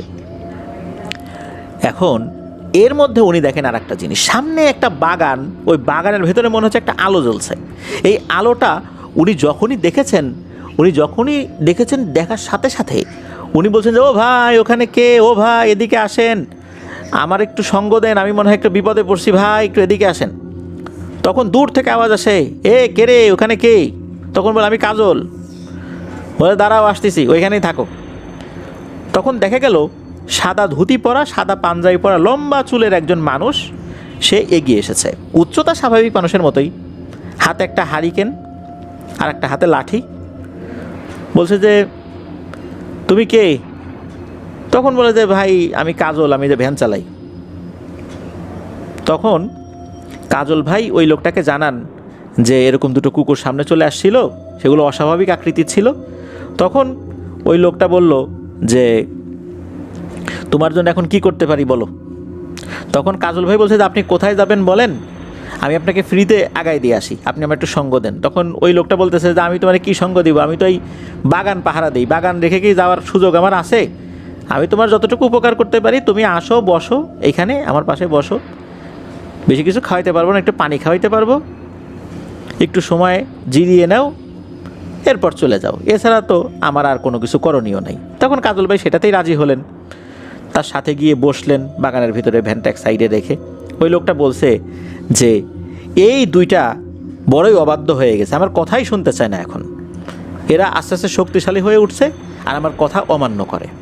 তখন এই কাজল ভাই বলছে যে, এই দুইটা বলতে কার কথা বলছেন? কই যে তুমি যে দুইটা কুকুর দেখেছো, এরা অতি দুষ্টু হয়ে যাচ্ছে দিনকে দিন, মানুষকে বিরক্ত করা শুরু করছে, আগে এতটা করতো না। তখন এই কাজল ভাই বলছে যে, এই দুইটা আপনার পালিত কুকুর? ওই লোক বলতেছে, হ্যাঁ। তখন কাজল ভাই বলতেছে যে, এত বড় বড় কুকুর আপনি কোত্থেকে পাইলেন? আর এগুলো খাওয়াই খাওয়াই এত বড় করছেন, এগুলোকে আবার ছেড়েও দিয়ে রাখছেন, এরা তো মানুষকে আক্রমণ করবে, মানুষকেই তো খেয়ে ফেলবে, এত বড় আকৃতির কুকুর তো আমি আগে কখনো দেখি নাই, এগুলোকে বেঁধে রাখবেন যেন মানুষের উপর আক্রমণ না করে। তখন ওই লোকটা বলতেছে যে, হ্যাঁ তুমি তো ঠিকই বলছো, এগুলোকে আসলে শায়েস্তা করতে হবে, তা না হলে কবে যে আমার উপরই এরা চড়াও হয়ে বসে আমি বুঝতে পারতেছি না। এরপর কাজল ভাই বলেন যে, ঠিক আছে আমি তাহলে চলে যাই, অনেকক্ষণ তো হলো। তখন ওই লোকটা বলতেছে যে, আরে কোথায় যাবা, থাকো, জিরায় নাও, পরে যাও। তখন কাজল ভাই বলতেছে যে, না আমাকে চলে যেতে হবে, অনেক রাত হয়ে গেছে, আমি চলে যাই এখন। তখন কি করে, ওই লোকটা খপ করে কাজল ভাইয়ের হাত চেপে ধরে বলে যে, আরে ভয় পেলে নাকি, বসো বসো, জিরায় নাও, ভয়ের কিছু নাই। যখনই ওই হাতটা চেপে ধরেছে তখন কাজল ভাই ফিল করেন যে এই লোকের হাতটা অনেক ঠান্ডা, এত ঠান্ডা মানুষের হাত হয় না। আর ওই সময় কিন্তু শীতকাল ছিলও না যে অনেক রাত পর্যন্ত সে বাইরে হাঁটাহাঁটি করেছে, শরীর ঠান্ডা হয়ে গেছে, বিষয়টা এরকম না। তখন কাজল ভাই ওনার হাতটা জোর করে ছুটিয়ে নেন ওই লোকের হাত থেকে, এরপর ভ্যানের দিকে দিয়েছেন দৌড়ে ভ্যানের কাছে গিয়ে ভ্যান চালানো শুরু করেছেন। তখন পেছন থেকে অট্ট হাসি দিয়ে ওই লোকটা বলছে যে, আরে কাজল এত ভয় পেলে চলবে, রাতের বেলা ভ্যান চালাতে পারবা তুমি, একটু জিরিয়ে যাইতা, ক্ষতি তো করতাম না। তো যাই হোক, উনি তো ভ্যান চালানো শুরু করছেন, মানে কাজল ভাই ভ্যান চালানো শুরু করছেন। কিছুক্ষণ চালানোর পর হঠাৎ করে ওই বড় দুটো কুকুর আবার এই ভ্যানের পাশে চলে এসেছে। চলে আসার পর এবার সামনে এসে গতিরোধ করে দাঁড়িয়েছে। এরপর কাজল ভাই বুঝতে পারছেন ঘটনা কি। ওই কুকুর দুটোকে উদ্দেশ্য করে বলছে যে আমি তো আপনাদের কোনো ক্ষতি করি নাই, কেন আমার পথের সামনে চলে আসছেন, চলে যান আপনারা। এরপর এই কুকুরটা একে অন্যের দিকে তাকালো, এরপর ভ্যানের পেছনে চলে আসলো। পেছনে চলে আসার পর কাজল ভাই কিন্তু আর পেছন দিকে তাকান নাই, উনি ভ্যান চালানো শুরু করেছেন। হঠাৎ করে মনে হলো ভ্যানটা থেমে গেছে, মনে হচ্ছে পেছন থেকে এই ভ্যানকে কেউ টেনে ধরে রেখেছে। উনি কোনোভাবেই প্যাডেল দিয়ে আগাতে পারছেন না। তখন হঠাৎ করে পেছন থেকে গম্ভীর কণ্ঠে, একসাথে দুটো কণ্ঠ যদি চলে একই কথা বলে তখন কেমন শোনা যায়, এইভাবে বলে উঠল যে আমাদের ওস্তাদ তোকে আশ্রয় দিয়েছে, তোর সাথে ভালো ব্যবহার করেছে, তাই তোকে কিছু বললাম না, যা এক্ষুনি বাড়ি যাবি, রাতের বেলা এই রাস্তায় একা একা আর কখনো আসবি না, আমাদেরকেও বিরক্ত করবি না। এইটা যখনই বলেছে হঠাৎ করে পেছন থেকে প্রচণ্ড জোরে একটা ধাক্কা অনুভব করেন এই কাজল ভাই। মানে ভ্যানের পেছনে ধাক্কা দিয়েছে কেউ সজোরে, এত জোরে ধাক্কা দিয়েছে কোনো প্যাডেল দেয়া ছাড়াই অল্প সময়ের মধ্যেই উনি ভ্যান নিয়ে বাড়ির কাছাকাছি চলে আসছেন।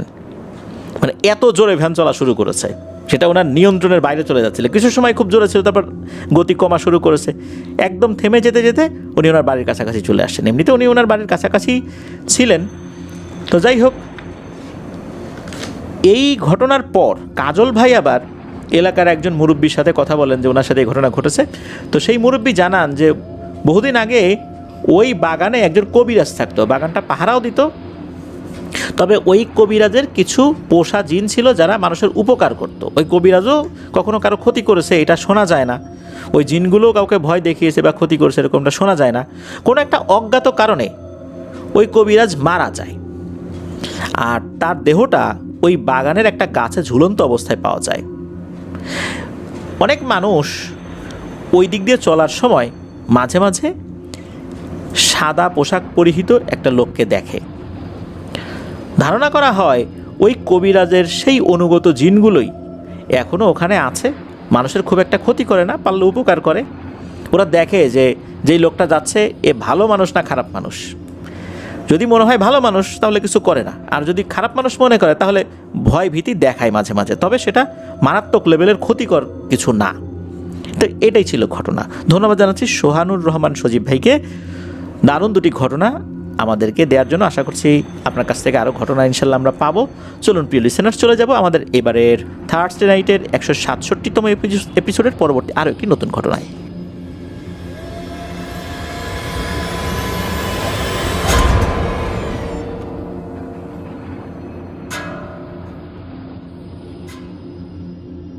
প্রিয় লিসেনার্স, এবারের ঘটনাটি আমাদেরকে যিনি পাঠিয়েছেন তার নাম আব্দুর রহমান। ওনার বাড়ি নোয়াখালী জেলার মাইজদি উপজেলায়। উনি নোয়াখালী জেলা স্কুলের 9ম শ্রেণীর একজন স্টুডেন্ট। এই ঘটনাটি উনি শুনেছেন ওনার আম্মুর মুখ থেকে। আর ঘটনাটি ঘটেছিল এই আব্দুর রহমান ভাইয়ের দুঃসম্পর্কের এক ফুপুর ছেলের সাথে। ফুপুর ছেলের নাম রায়হান। এই রায়হান ছিল কোরআনে হাফেজ। ছেলেটি খুবই নম্র ভদ্র স্বভাবের ছিল। রায়হান সে একদিন বিকেলবেলা, তখন অবশ্য আসরের আজান দেয়নি, ওই সময় বন্ধুদের সাথে ক্রিকেট খেলছিল। আসরের আজান যখন দিয়ে দেয় তখন রায়হান বন্ধুদেরকে বলে, তোরা খেল, আমি এই পুকুর থেকে অজু করে মসজিদ থেকে নামাজটা পড়ে এসে আবার তোদের সাথে খেলবো। এই কথা বলে সে পার্শ্ববর্তী যে পুকুরটা, এই পুকুরে অজু করতে চলে গেল। তার বন্ধুরা তো খেলছে। এদিকে আসরের নামাজ শেষ হয়ে সন্ধ্যা ঘনিয়ে আসছে, রায়হানের আসার আর নাম নাই। রায়হান কোথায় গেল? সন্ধ্যা হয়ে গেছে, রায়হান কিন্তু আসে না। সবাই বলছে, কিরে রায়হান আসলো না? ওর না নামাজ পড়েই চলে আসার কথা ছিল, এখন মাগরিবের আজান দিয়ে দিবে, রায়হান কোথায় গেল? এমত অবস্থায় রায়হানের পরিবারের সদস্যরা তারা রায়হানকে খোঁজার জন্য চলে আসে। কারণ রায়হান সাধারণত আসরের নামাজ পড়ার জন্য বাসা থেকে বের হতো, মাগরিবের আগ পর্যন্ত খেলাধুলা করতো, মাগরিবের নামাজ পড়ে বাসায় ফিরত। ও ওই দিন আসরের আগেই বাসা থেকে বের হয়েছিল। যেহেতু একটু আগে বের হয়েছে, কি করছে না করছে, এই জন্য পরিবারের কয়েকজন সদস্য বের হয়ে আসে যে রায়হান কোথায়। ও যেই বন্ধুদের সাথে খেলতো তাদের খেলা প্রায় শেষ, মাগরিবের আজান দেবে দেবে ভাব ওই সময়। এমত অবস্থায় রায়হানের পরিবারের কয়েকজন সদস্য যখন আসে, এসে বলে রায়হান কোথায়, তখন বন্ধুরা বলে যে ও তো আসরের নামাজ পড়তে গেল, এরপর তো আর আসে নাই। আসরের নামাজ পড়তে গেল মানে? বলে হ্যাঁ, ও বললো যে এই যে পুকুরে ওযু করে নামাজ পড়তে যাবে। তখন আসরের নামাজের সময় যেই কয়েকজন মুসল্লি ওই মসজিদে নামাজ পড়েছিলেন, এদের কয়েকজন রেগুলার ছিলেন, তো তাদের বাসাও আশেপাশেই ছিল। তাদেরকে জিজ্ঞেস করা হলো রায়হান কি নামাজ পড়তে গিয়েছিল? ওরা বললো কই না তো, আসরের নামাজের পর রায়হানকে তো দেখি নাই। এরপর তারা সন্দেহ করে পুকুরের পাড়ে গেল। পুকুরের পাড়ে গিয়ে একটা জিনিস তারা দেখতে পেল। রায়হান একটা গামছা নিয়ে বাসা থেকে বের হয়েছিল, ওই গামছাটাই পুকুরের পাড়ে রয়েছে। গামছা পুকুরের পাড়ে রয়েছে, রায়হান কোথায়? তখন কিন্তু সন্দেহ ঘনীভূত হয়। এরপর আরেকজন প্রতিবেশী, যার নাম হচ্ছে ফারুক, এই ফারুক লোকটা মধ্যবয়স্ক একজন মানুষ ছিলেন। উনি ডুব দিয়ে অনেকক্ষণ থাকতে পারতেন। অনেকক্ষণ বলতে স্বাভাবিক মানুষ 2 মিনিট থাকেন, 3 মিনিট থাকতে পারতেন, এরকম আর কি। তো উনি পুকুরে নামলেন, নেমে রায়হানকে খোঁজ করার চেষ্টা করলেন। উনি পুকুরের বিভিন্ন সাইডে প্রথমে হাঁটলেন চতুর্দিকে, রায়হান তার পায়ে বাঁধে কিনা। এরপর উনি বুঝতে পারলেন না, পুকুরের চতুর্দিকে রায়হান নাই। তখন উনি পুকুরের আস্তে আস্তে গভীরে যেতে থাকলেন। পুকুরটা যে খুব বেশি গভীর ছিল বিষয়টা এরকম না, একজন মানুষ ডুবে যেত, ডুবে যাওয়ার পর যদি হাত উঁচু করতো হাতটা ভেসে থাকতো, মানে এতটা গভীরতা। উনি পুকুরের ঠিক মাঝ বরাবর যখন গিয়েছেন, যখন ডুব দিয়েছেন, তখন নিচের দিকে সাদা কিছু একটা দেখতে পান। উনি আরও ডুব দিয়ে দেখতে পান, অর্থাৎ ডুব দিয়ে আরেকটু নিচে গিয়ে দেখতে পান এটা রায়হান। এরপর উনি উপর দিকে উঠে যে বলবেন যে রায়হানকে পাওয়া গেছে, উনি যখন উপর দিকে ওঠা শুরু করবেন, হঠাৎ করে নিচ থেকে কে যেন খপ করে তার পা চেপে ধরে। উনি তো খুবই ভয় পেয়ে গেছেন, এদিকে ওনার দমও প্রায় ফুরিয়ে এসেছে। উনি অনেক কষ্টে পাটা ছোটাতে সক্ষম হন। উনি উপরে ওঠেন, উঠে চিৎকার দিয়ে বলেন রায়হানকে পাওয়া গেছে, এখানে রায়হানকে পাওয়া গেছে। তখন লোকজন তো বুঝতে পারছে যে ঘটনাটা কি হয়েছে। উনি দ্রুত সাঁতার কেটে তীরে চলে আসেন, এসে বলেন যে এই ব্যাপার, রায়হানকে তো এভাবে দেখছি, আর আমি যখন উপরে উঠতে গেছি কে যেন খপ করে পা টেনে ধরছে। এরপর উপস্থিত লোকজন বুঝতে পারল যে এটা স্বাভাবিক কোনো বিষয় নয় মোটেও। রায়হান সাঁতার জানতো, আর আসরের সময় সে যাবে নামাজ পড়তে, ওযু করতে গিয়ে সে এখানে পুকুরে নামবে। এদিকে রায়হানের পরিবার তো কান্নাকাটি শুরু করে দিয়েছে, আর এটাই স্বাভাবিক। ওইখানে একজন কবিরাজও ছিল, ওই গ্রামের একজন কবিরাজ। উনি বিষয়টা বুঝতে পেরে ওই ফারুককে বললেন যে ফারুক, তুমি এভাবে নেমো না, আমি তোমাকে একটা জিনিস দিচ্ছি, এই জিনিসটা সাথে নিয়ে নামো, এটা হাতের মধ্যে রাখবা, তাহলে আশা করি ইনশাল্লাহ কোনো ক্ষতি হবে না। এরপর এই যে ফারুক, উনি আবার ডুব দিলেন। ততক্ষণে কিন্তু প্রায় অন্ধকার ঘনিয়ে এসেছে, মাগরিবের আজানও হয়ে গেছে। আজানের পরও কিন্তু হালকা আলো থাকে, ওই রকম আলোতে কিন্তু কাজ চলছে। সাহস করে ফারুক আবারও চলে যান পুকুরের মাঝখানে। এবার উনি আবারও ডুব দেন। ডুব দিয়ে দেখতে পান যে রায়হান তার শরীরের অর্ধেক অংশ মাটির ভেতরে। উনি তখন অনেক কষ্ট করে ওই অবস্থাতে রায়হানকে টেনে তোলেন। টেনে তুলে রায়হানকে পুকুরের পাড়ে নিয়ে আসেন। আসলে রায়হানের শরীরের একটা অংশ, বিশেষ করে মাথা থেকে বুক পর্যন্ত, এটা মাটির ভেতরে ওই কাদার মধ্যে আর কি, পুকুরের নিচে তো কাদা থাকে, যেই অংশে মাটি থাকে, সেখানে পুঁতে দেওয়া হয়েছিল। কিন্তু কি অপরাধ ছিল তার? ওই কবিরাজ উনি বললেন যে এখানে কোনো একটা দুষ্টু পিশাচিনীর আবির্ভাব ঘটেছে, যেটা আগে ছিল না। সেই এই কোরআনে হাফেজ এই ছেলেটাকে পেয়ে সে এই কাজটি করেছে। একে মেরে ফেলার মাধ্যম দিয়ে ওই পিশাচিনীটা আরও বেশি শক্তিশালী হবে, কারণ ও অন্য 8-10টা স্বাভাবিক ছেলের মতো ছিল না। সে খুবই নামাজ কালেমে একটা ছেলে, অল্প বয়স্ক, আবার কোরআনে হাফেজ। এই ধরনের বাচ্চাদেরকে মেরে ফেললে ওই ধরনের পিশাচিনী যারা একটু দুর্বল প্রকৃতির, এরা আরও বেশি শক্তিশালী হয়ে যায়। আর এই কাজটাই ও করেছে সুযোগ বুঝে। এরপর ঘটনা কিন্তু এখানেই শেষ না। রায়হানকে তো দাফন কাফন করা হলো, এরপর ঘটনা শুরু হলো এই যে ফারুক, যিনি এই রায়হানের ডেড বডিকে উপরে তুলে নিয়ে এসেছিলেন, ওই রাত্রেই ফারুক স্বপ্নে দেখে একজন ভয়ঙ্কর চেহারার মহিলা ঘুমের মধ্যেই অর্থাৎ স্বপ্নের মধ্যেই এসে ওই ফারুকের গলা চেপে ধরেছে আর রাগান্বিত বলছে, মানুষকে সাহায্য করার খুব শখ না, আমি তোকে দেখে নেব। এই বলে ওই রাতের মতো ওই অবয়বটি চলে যায়। ঘুম ভেঙে যায়। ফারুক প্রথম দিকে মনে করে যে হয়তো সে দুঃস্বপ্ন দেখেছে, তবে পরের রাত্রে একই ঘটনা ঘটে। ওই অবয়বটা বলে, খুব সাহায্য করার শখ না, আমার বলিটা পূর্ণ করতে দিলি না, আমি তোকে দেখে নেব। এরপর এই ফারুক বুঝতে পারেন যে উনি একটা বিপদে পড়ে গেছেন। উনি আবার ওই কবিরাজের কাছে যান, একই গ্রামের লোক তো সেই কবিরাজ, এই জন্য কবিরাজকে পেতে তো কোনো সমস্যা হয়নি তার। কবিরাজের কাছে গিয়েই সব কথা খুলে বলেন যে ওনার সাথে এই ঘটনা ঘটছে, ওই পুকুরে থাকা ওই পিশাচিনীটা এবার স্বপ্নের মধ্যে এসে তাকে বিরক্ত করছে। কবিরাজ উনি ওনার মতো করে রুকিয়া করে দেন, তার শরীর বন্ধ করে দেন। তো এরপরে আর একটা ঘটনা ঘটে, সেটা ফারুকের সাথে না, অন্য একজন লোক। উনি একদিন দুপুরবেলা গোসল করতে গিয়েছেন ওই পুকুরে। গোসল শেষে উনি যখন উঠতে যাবেন তখন ওনার পা নিচ থেকে কেউ যেন চেপে ধরেছে। উনি অনেক কষ্টে ওই অবস্থায় নিজের পা ছাড়িয়ে উপরে উঠে দিয়েছেন এক দৌড়। ওই রাত্রেই নাকি ওই লোকটার স্ত্রী স্বপ্নে দেখেন যে একটা সাদা কাপড় পরা মহিলা, ভয়ঙ্কর চেহারা, সে ওই মহিলাকে বলছে, তোর স্বামীকে আমার লাগবে রে, তোর স্বামীকে আমার কাছে দিয়ে দে, ওকে আমি বলি দেব।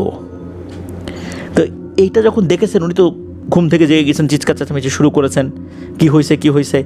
তখন এই কথাটা ওই মহিলা ওনার স্বামীকে বলেছেন। পরিবারের অন্য যারা ছিলেন আর কি, তাদের ঘুম ভেঙে গেছে, তারাও শুনছেন, সবাই বুঝতে পারেন যে বিষয়টা স্বাভাবিক না। এইখানে এমন একটা ঘটনা ঘটা শুরু হয়েছে যেটা এখনই থামাতে হবে। এরপর ওই কবিরাজ উনি কিছু রিচুয়াল করেছিলেন, তা আল্লাহর রহমতে এরপর থেকে এখন পর্যন্ত আর কোনো ধরনের কোনো সমস্যা ওই পুকুরে হয়নি, স্বাভাবিকই আছে সব কিছু। এটাই ছিল ঘটনা। প্রিয় লিসেনার্স, একটি নিরীহ কোরআনে হাফেজ বাচ্চা কিভাবে সে এই পিশাচিনীর শিকার হলো, বিনা অপরাধে তাকে মেরে ফেলল। এই বাচ্চাকে উঠোতে গিয়েও এই ফারুক নামের ভদ্রলোক সেও বিপদে পড়ে গিয়েছিল। এরপর আর একজন লোক সেও বিপদে পড়ে গিয়েছিল। দেখ আল্লাহর রহমতে ওই পিশাচিনীটা ওই পুকুর থেকে বিতাড়িত হয়েছে, এটাই সবচেয়ে বড় কথা। আলহামদুলিল্লাহ, আশা করছি এই ধরনের সমস্যা ওখানে আর হবে না। যেহেতু এতদিন হয়নি, আমরা আশা করব যে আল্লাহ যেন এই ধরনের বিপদ আর কাউকে এভাবে না দেন। প্রিয় লিসেনার্স, চলুন চলে যাব আমাদের এবারের থার্সডে নাইটের 167তম আয়োজনের পরবর্তী আরও একটি নতুন ঘটনায়।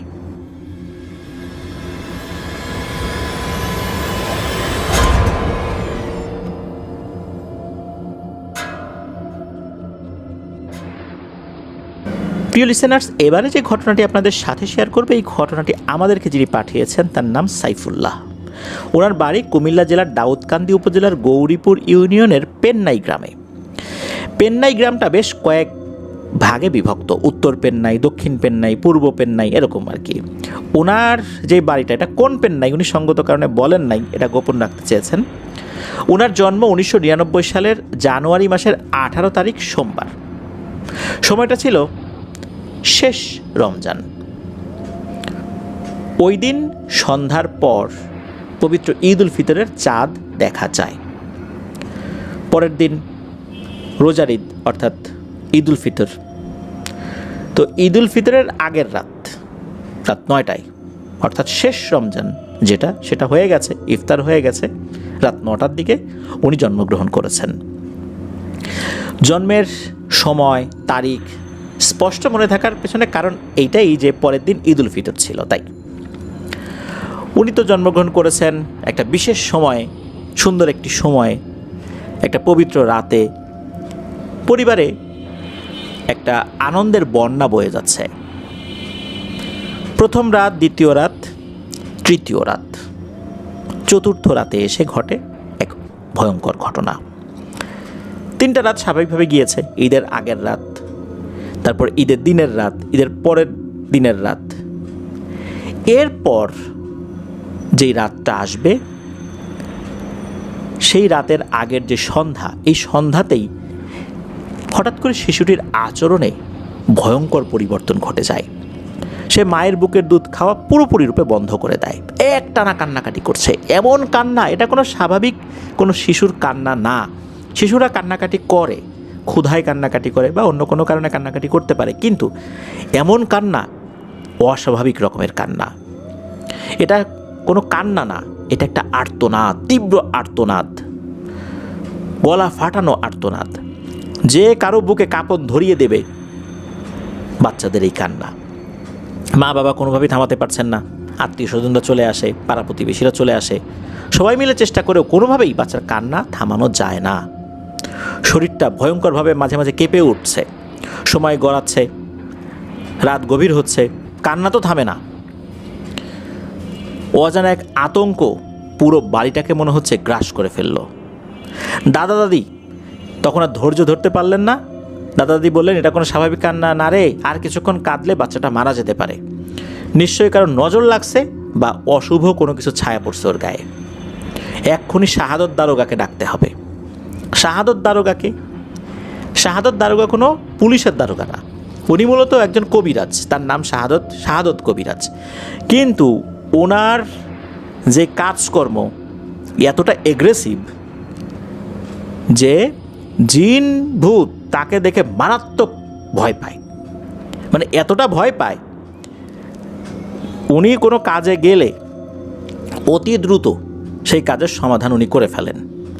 খুব বেশিক্ষণ কোনো জিন ভূতের সাথে উনি কথা বলেন না, অল্প সময়ের মধ্যেই উনি যেটা করার দরকার উনি সেটা করে ফেলেন, করে নরম সুরে কথা বলেন না। জিন ভূতের কাছে এই শাহাদত কবিরাজি একটা মূর্তমান আতঙ্ক, জিন ভূতের কাছে উনি একটা জিন ভূত, এমন একটা অবস্থা আর কি। এই জন্যই তার এই বিশেষ এগ্রেসিভ আচরণের কারণেই মানুষজন তাকে শাহাদত কবিরাজ না বলে শাহাদত দারোগা বলে অভিহিত করেন। উনি প্যারানরমাল বিষয়ে বোঝা বা সমাধানের বিষয়েও আল্লাহর রহমতে যথেষ্ট দক্ষতা অর্জন করেছেন। বাড়ির একজন সদস্যকে পাঠানো হয় এই শাহাদত কবিরাজকে আনতে। তখন তো সবার হাতে মোবাইল ফোন ছিল না, টর্চ লাইট নিয়েই রওনা দিয়েছেন। ফোন করে আর জানাতে পারেন নাই শাহাদত কবিরাজকে যে শাহাদত কবিরাজ বাড়িতে আছেন কি না, ওনারা আসছেন। আর শাহাদত কবিরাজের কাছেও তখন মোবাইল ফোন ছিল না। একটা রিক্সা নিয়ে যান, রিক্সার নিচে একটা হারিকেন ছিল, হারিকেনের টিমটিমে আলোতে পথ চলছিল, আর যিনি যাচ্ছিলেন তার কাছে তো টর্চ লাইট ছিলই। মোটামুটি শাহাদত কবিরাজের বাড়িতে অল্প সময়ের মধ্যে পৌঁছে যান। শাহাদত কবিরাজ তখন জেগেই ছিলেন। তো উনি ওনার বেশ কিছু উপকরণ নিয়ে আবার ওই রিক্সাতে রওনা দেন। কথা ছিল রিক্সাতে করে আবার তাকে পৌঁছে দিতে হবে। কবিরাজ আসেন, আসার পর উনি বলেন যে এই বাচ্চার উপর একটা শক্তি কাজ করছে না, অনেকগুলো শক্তি একসাথে কাজ করছে। উনি ঝাড়ফুঁক করলেন, রুকিয়া করলেন, আর এই সাইফুল্লাহ ভাইয়ের মা বাবাকে বলে দিলেন যে বাচ্চাকে কখনোই সন্ধ্যার পরে বাইরে নেবেন না, আর যখন আজান দেয় আজানের সময় ওকে বাইরে নেবেন না, আজান শেষ হয়ে গেলে নিতে পারবেন। খুব সাবধানে রাখবেন, সবসময় বাচ্চার সাথে কেউ না কেউ যেন থাকে। এখন তো কবিরাজকে বাড়ি পৌঁছে দেওয়ার পালা। আর তখনই আর একটা ভয়ঙ্কর ঘটনার সূত্রপাত ঘটে। সেটা হচ্ছে, যিনি নিয়ে আসছিলেন এই শাহাদত কবিরাজ বা শাহাদত দারোগাকে, তিনি আবার শাহাদত কবিরাজকে পৌঁছে দেওয়ার জন্য রিক্সা নিয়ে রওনা দিয়েছেন। 3 জন লোক, রিক্সা চালক, ওই পরিবারের একজন ব্যক্তি আর শাহাদত কবিরাজ। রাত তখন প্রায় 10টা কি 10টার বেশি বেজে গেছে, চারদিকে ঘোর অন্ধকার। তো ওই সময় কিন্তু রিক্সা চালানো হতো ওই হারিকেনের মিটিমিটি আলোতে। গ্রাম্য পথ, কাঁচা রাস্তা, গাছপালা দিয়ে ঘেরা। রিক্সা চলছে আস্তে আস্তে, চারপাশে নিস্তব্ধতা। হঠাৎ কুকুরের ডাক আর ঝিঝি পোকার শব্দে কিন্তু নিস্তব্ধতাটা একটু কমে যাচ্ছিল। কিছুটা পথ আগানোর পরে শুরু হলো ভয়ঙ্কর ঘটনা। হঠাৎ করে রিক্সাটা ভারী হয়ে গেল। যিনি রিক্সা চালক কোনোভাবেই উনি রিক্সাটা টানতে পারছেন না, মনে হচ্ছিল পেছন থেকে কেউ রিক্সা টেনে ধরে রেখেছে। রিক্সাওয়ালা তার সিট থেকে নেমে পড়ে, নেমে সে দাঁড়িয়ে রিক্সার সামনের দিকে আগানোর চেষ্টা করে, তাও পারে না। এ পর্যায়ে রিক্সাওয়ালা রিক্সা থামিয়ে চারদিকে খুঁজে দেখতে থাকে যে ঘটনা কি, চাকার নিচে কিছু পড়লো না কি হলো, না কিছুই তো নাই। এদিকে হয় কি, ওই হারিকেনের যে আলো এটাও আস্তে আস্তে কমতে থাকে। রিক্সা চালক মনে করলেন যে হারিকেনে কি ঠিকঠাক মতো কেরোসিন তেল উনি ভরেছেন। এই চিন্তা করে হারিকেনটা উনি খুলে ঝাঁকিয়ে দেখলেন যে ঠিক কি তো আছে, তেল তো ঠিক আছে, সমস্যাটা কি, হারিকেনের আলো কমে যাচ্ছে কেন? তখন হারিকেনের আলোটা বাড়ানোর জন্য একটা ছোট্ট গোলাকৃতির চাকার মতো থাকে, একটা হুইলের মতো থাকে, ওটা দিয়ে কিন্তু হারিকেনের যে সলতে এটা বাড়ানো যায় কমানো যায়। উনি আবার সলতেটা একটু বাড়িয়ে দিলেন, এরপর দেখলেন যে আলো আবারও কমে যাচ্ছে। এই যে এত কিছু হচ্ছে, এই যে সাদত কবিরাজ বা সাদত দ্বারকা যিনি, উনি কিন্তু তেমন কিছুই বলছেন না, ওনার কোনো ভাবান্তর নাই, উনি শুধু বিড়বিড় করে কিছু পড়ছেন। আর তখনই শাহাদত কবিরাজ, ওই পরিবারের একজন সদস্য, আর হচ্ছে এই যে রিক্সা চালক, তিনজনই দেখতে পান রাস্তার দুই পাশে যে গাছগুলো রয়েছে না, ওই গাছের আড়ালে জোড়া জোড়া চোখ দেখা যাচ্ছে, আর চোখগুলো লাল টকটকে জ্বলছে। এই চোখগুলো গোল আকৃতির চোখ না, মানুষের চোখের মতোই মনে হচ্ছে, কিন্তু লাল টকটকে জ্বলছে, মনে হচ্ছে চোখগুলো এক একটা লাইট। প্রথমে রিক্সা চালক আর এই যে সাইফুল্লাহ ভাইয়ের যে ফ্যামিলির যিনি সদস্য ছিলেন, মানে তার জ্যাঠাতো ভাই হয় আর কি, ওনারা মনে করছেন যে এইটা মনে হয় কোনো পোকা বা কোনো প্রাণী, কিন্তু না, এরা কোনো পোকা ছিল না, অন্য কোনো প্রাণী ছিল না। অল্প সময়ের মধ্যে দেখা গেল ছোট ছোট শিশুদের মতো তাদের দেহ, গায়ের রং অদ্ভুত রকমের ধূসর, চোখ দুটো জ্বলছে আগুনের মতো। এই গাছের আড়াল থেকে এরা তাকিয়ে আছে, কেউ খুব রাগান্বিত, কেউ বিশ্রীভাবে হাসছে, কেউ আবার স্বাভাবিকভাবেই তাকিয়ে আছে। এই দৃশ্য দেখে যিনি রিক্সা চালক আর এই সাইফুল্লাহ ভাইয়ের জ্যাঠাতো ভাই, এই দুজন তো মারাত্মক ভয় পেয়েছেন। কিছুক্ষণের মধ্যেই দেখা গেল এই চোখের সংখ্যা আস্তে আস্তে বাড়ছে। একটু আগে হয়তো বা 10 জোড়া চোখ ছিল, এখন মনে হচ্ছে 15 জোড়া হয়ে গেছে, এরপরে 20 জোড়া, এরপর 25 জোড়া, এরকম মনে হচ্ছে বাড়ছে। এরই মধ্যে হয় কি, ওই রিক্সার সামনে দিয়ে কয়েকটা বাচ্চা দৌড়ে পার হয়ে যায়। তারপর দেখা যায় যে গরুর বাছুরের মতো অবয়ব, যেগুলোর মাথা আবার মানুষের মতো, এগুলো লাফিয়ে লাফিয়ে চলছে, ব্যাঙ যেভাবে লাফায় ওইভাবে চলছে। রাস্তার এপাশ থেকে ওপাশ যাচ্ছে, আবার কোনোটায় ওপাশ থেকে এপাশ আসছে, আবার কেউ কেউ সামনের দিকে চলে যাচ্ছে, আর মাঝপথেই অদৃশ্য হয়ে যাচ্ছে। আর রাস্তার এপাশ ওপাশ থেকে খুবই বিশ্রীভাবে হাসির আওয়াজ শোনা যাচ্ছে। ভয়ঙ্কর এক গা ছমছমে পরিবেশ। আর কোনো এক অদৃশ্য কারণে এরা একদম কাছ থেকে এসে কোনো ক্ষতি করতে পারছে না, তাদের শরীরে হিট করতে পারছে না, কিছুটা দূরত্ব বজায় রেখেই ভয় দেখাচ্ছে। এরপর শুরু হলো আগুনের খেলা। 3টা আগুনের কুণ্ডলি তাদের ঠিক মাথার উপর দিয়ে ভোঁ করে উড়ে গেল। এটা তাপ ছিল এতটা ভয়ঙ্কর যে মনে হচ্ছে তাদের শরীরে আগুন ধরে যাবে, এতটা তাপযুক্ত এই আগুনের কুণ্ডলি। তখন ছিল শীতকাল, জানুয়ারি মাসের ঘটনা, তো শীতকাল ছিল। জানুয়ারি মাসে কিন্তু বাংলাদেশের প্রেক্ষাপটে খুব ঠান্ডা থাকে আর কি। তাদের শরীরগুলো ঘেমে একদম একাকার। এই রিক্সা চালক, এই সাইফুল্লাহ ভাইয়ের জ্যাঠাতো ভাই, এই দুইজনই এই কবিরাজের 2 হাত চেপে ধরে রেখেছে। কিছুক্ষণ পর কবিরাজ বললেন, আরে ডরাইও না, আল্লাহ আছেন আমাদের সাথে, চুপ থাকো, দেখো এখন কি হয়। ওদেরকে ডাকছি, খালি এখন দেখো খেলতামাশা কি শুরু হয়। কিছুক্ষণের মধ্যেই দেখা গেল যে আরও কয়েকটা আগুনের কুণ্ডলি কোত্থেকে যেন চলে আসছে। এগুলো আবার ধানি জমির উপরে গিয়ে মিলিয়ে গেল। এরপরেই ঘটলো আর একটা ঘটনা, সেটা হলো এই যে রাস্তার এপাশে ওপাশে অনেকগুলো জোড়ায় জোড়ায় লাল লাল চোখ, মনে হচ্ছে এই চোখগুলো একে একে নিভে যাচ্ছে, জলজল করছিল তো নিভে যাচ্ছে। আর এরপর শুরু হলো আর্তনাদ, এমন আর্তনাদ মনে হচ্ছে যে এগুলোকে ভয়ঙ্করভাবে কেউ পেটাচ্ছে। এরা চিৎকার করছে, ব্যথায় মনে হচ্ছে এরা কুঁকড়ে যাচ্ছে, কান্নাকাটি চিৎকার। মাত্র মিনিট খানেক এরকম হয়েছে, এরপরে একদম সব কিছু স্বাভাবিক। তখন ওই কবিরাজ বললেন যে নাও এবার চালাও, আর কোনো ভয় নাই, আলহামদুলিল্লাহ। সমস্যা শেষ। এরপরে কবিরাজকে বাড়িতে পৌঁছে দেওয়া হয়।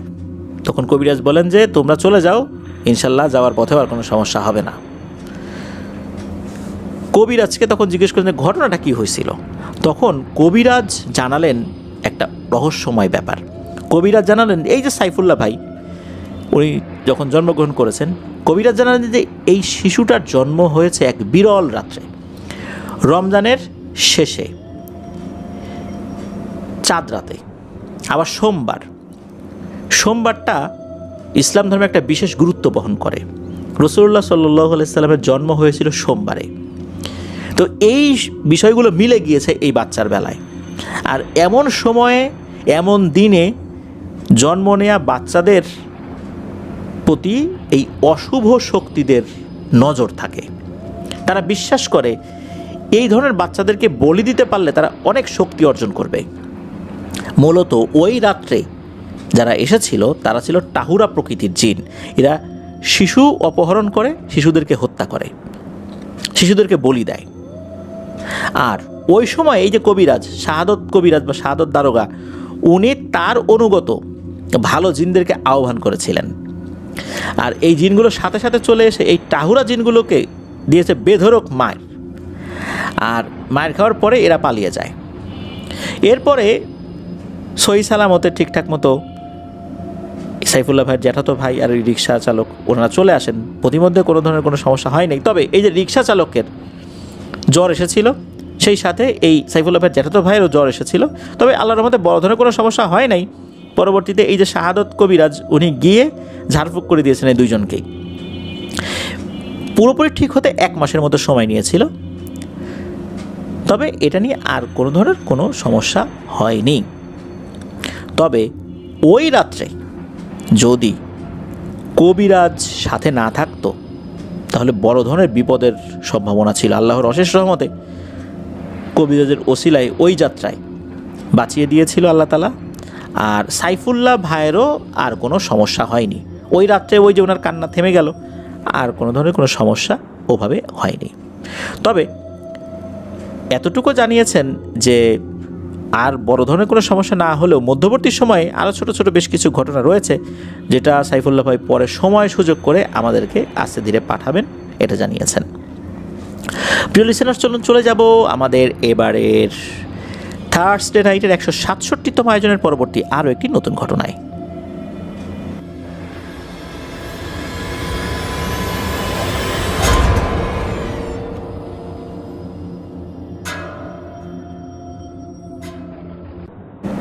প্রিয় লিসেনার্স, এখন যে ঘটনাটি আপনাদের সাথে শেয়ার করব, এই ঘটনাটি আমরা পেয়েছি একজন রেমিটেন্স যোদ্ধা ভাইয়ের কাছ থেকে, যার নাম মোহাম্মদ মাহির আহমেদ সাইদ। উনি বর্তমানে রয়েছেন মালয়েশিয়াতে। ওনার দেশের বাড়ি নারায়ণগঞ্জ জেলার বন্দর উপজেলার ধামগড় ইউনিয়নের কোনো একটি গ্রামে। সঙ্গত কারণে ওনার গ্রামের নামটি উনি উল্লেখ করেন নাই। ঘটনাটি এখন থেকে প্রায় 15 বছর আগে ঘটেছিল। তখন উনি ক্লাস 4-এ পড়তেন। আমাদের দেশে স্কুল যেই সময়টাতে ছুটি থাকে, বিশেষ করে এরকম কয়েকটা সময় থাকে, গ্রীষ্মকালীন ছুটি পাওয়া যায়, শীতকালীন ছুটি পাওয়া যায়। তো এরকম গ্রীষ্মকালীন ছুটিতে উনি 7 দিন থেকেছিলেন নানার বাড়িতে। এরপর উনি নিজের বাড়িতে আসেন। আসার পর উনি আরও খুশি হন, কারণ ওনার মেজো ফুপু তখন ওনাদের বাড়িতে বেড়াতে এসেছেন। ওনার মেজো ফুপু ওনাকে খুবই স্নেহ করেন, ভালোবাসেন। উনিও মেজো ফুপুকে খুব ভালোবাসেন। উনি যখন আসলেন তখন দেখলেন যে মেজো ফুপু অন্যান্য সময় তাকে দেখে, অর্থাৎ এই সাইদ ভাইকে দেখে যেরকম খুশি হয়, আবেগ আপ্লুত হয়ে যায়, জড়িয়ে ধরে, এবার মনে হলো কেন যেন এতটা ভালোবাসা উনি দেখালেন না। ওনার চেহারাটা বেশ মলিন, ওনার মুখে অতটা আনন্দ এখন নেই যেরকমটা আনন্দ উনি পূর্বের বিভিন্ন সময় দেখেছিলেন। কিছুটা উনি হোঁচট খেয়েছিলেন যে ফুপু আগের মতো কি আমাকে আদর করে না। তবে পরবর্তীতে বিষয়টা উনি আর মাথায় রাখেন নাই, ভুলেই যান। মনে হলো যে ফুপু অসুস্থ, এই কারণেই হয়তো বা এরকম করে নাই, এরকমটাই উনি চিন্তা করেছেন। ফুপুর সাথে রাতের বেলা ঘুমানোটা এটা ওনার একটা অভ্যাস হয়ে গিয়েছিল, ছোটোবেলা থেকেই ফুপুর সাথে রাত্রে ঘুমাতেন। তখন ক্লাস 4-এ উঠেছেন, খুব তো বেশি বড়ও না। উনি ফুপুর সাথে রাতের বেলা ঘুমাবেন, কিন্তু কেন জানি এই সাইদ ভাইয়ের মা বাবা এই জিনিসটা মেনে নিচ্ছেন না। ওই সময় সাইদ ভাইকে বোঝাচ্ছেন, বাবা ফুপু অসুস্থ, ফুপুর শরীরটা ভালো না, ওনাকে একা একা থাকতে দাও, তুমি আমাদের সাথে আসো। কিন্তু এই সাইদ ভাই তো নাছরবান্ধা, উনি তো পূর্বের যে অভ্যাস, এই অভ্যাস উনি ধরে রাখবেন এরকমই চিন্তা করেছেন। আর ফুপু এতদিন পর আসছেন, তার সাথে দেখা, ফুপুকে তো উনি ছাড়বেন না। ওনার মা বাবা অনেক চেষ্টার পরও যখন এই সাইদ ভাইকে নিতে পারলেন না, কি আর করা, রেখে দিলেন। তবে দুজনের কপালে চিন্তার ভাঁজ পড়েছিল, যেটা কিন্তু সাইদ ভাই ওই বয়সেই বুঝতে পেরেছিলেন। কিন্তু কেন এমনটা হলো এটা বুঝতে পারেন নাই। ছোট মানুষ, এসব বিষয়ের খুব একটা পাত্তা দেন নাই। যাই হোক, ফুপুর সাথে গল্প গুজব করে ঘুমিয়ে গেছেন। রাত কয়টা বাজে ওনার ঠিক মনে নাই, আনুমানিক রাত 2টোর মতো হবে। ওনার ঘুমটা হঠাৎ করেই ভেঙে যায়। মনে হলো খাটের উপর ঝাঁকুনি হচ্ছে আর কর্কশ কিছু আওয়াজ শোনা যাচ্ছে। উনি তড়িঘড়ি করে উঠে বসলেন। ঘরে ডিম লাইটের আলো ছিল, ওই আলোটা মোটামুটি ভালোই স্পষ্ট ছিল। ওই আলোয় সাইদ ভাই স্পষ্ট দেখতে পারলেন যে ফুপু খাটের উপর বসে আছে, চুলগুলো এলোমেলো, আর ফিস ফিস শব্দ করে কী যেন বলছে। আর পুরো রুমটা কাঁচা মাছের দুর্গন্ধে ভরে গেছে একদম। উনি এটা দেখে জোরে জোরে ওনার আব্বু আম্মুকে ডাকাডাকি শুরু করছেন। কিছুক্ষণের মধ্যেই ওনার আব্বু আম্মু চলে আসলো। দরজাটা ভেতর থেকে কিন্তু বন্ধ ছিল না, খোলাই ছিল ভেতর থেকে, যার কারণে সহজেই চলে আসতে পারলেন। এরপর ওনার আব্বু আম্মু এসে রুমের লাইট জ্বালালেন। লাইট জ্বালানোর পর এই সাইদ ভাই যেটা দেখতে পারলেন, এটা দেখার জন্য উনি মোটেও প্রস্তুত ছিলেন না। উনি দেখেন যে ফুপু চুল এলোমেলো করে দিয়ে বসে আছে, তার চোখগুলো রক্তের মতো লাল, আর চোখগুলো এত বড় বড় করে উনি তাকিয়ে আছেন, মনে হচ্ছে এখনই চোখ দুটো, চোখের যে কোটর, এই কোটর থেকে বেরিয়ে আসবে, এত বড় করে তাকিয়ে আছেন, এত ভয়ঙ্কর দৃষ্টি নিয়ে তাকিয়ে আছেন। সাইদ ভাইয়ের আব্বু এসেই ফুপুর পাশ থেকে এক হ্যাঁচকা টান দিয়ে সাইদ ভাইকে সরিয়ে নেন। সাইদ ভাইয়ের আব্বু বললেন যে, ভয় পেও না বাবা, তোমার ফুপুর কিছু সমস্যা আছে, এই জন্যই উনি অসুস্থ, এই জন্য আমাদের বাসায় আসছেন ট্রিটমেন্টের জন্য, আর এই কারণেই তোমাকে ঘুমোতে নিষেধ করেছিলাম, তুমি আসো, কোনো সমস্যা নেই। সাইদ ভাইকে তো সরিয়ে দিলেন।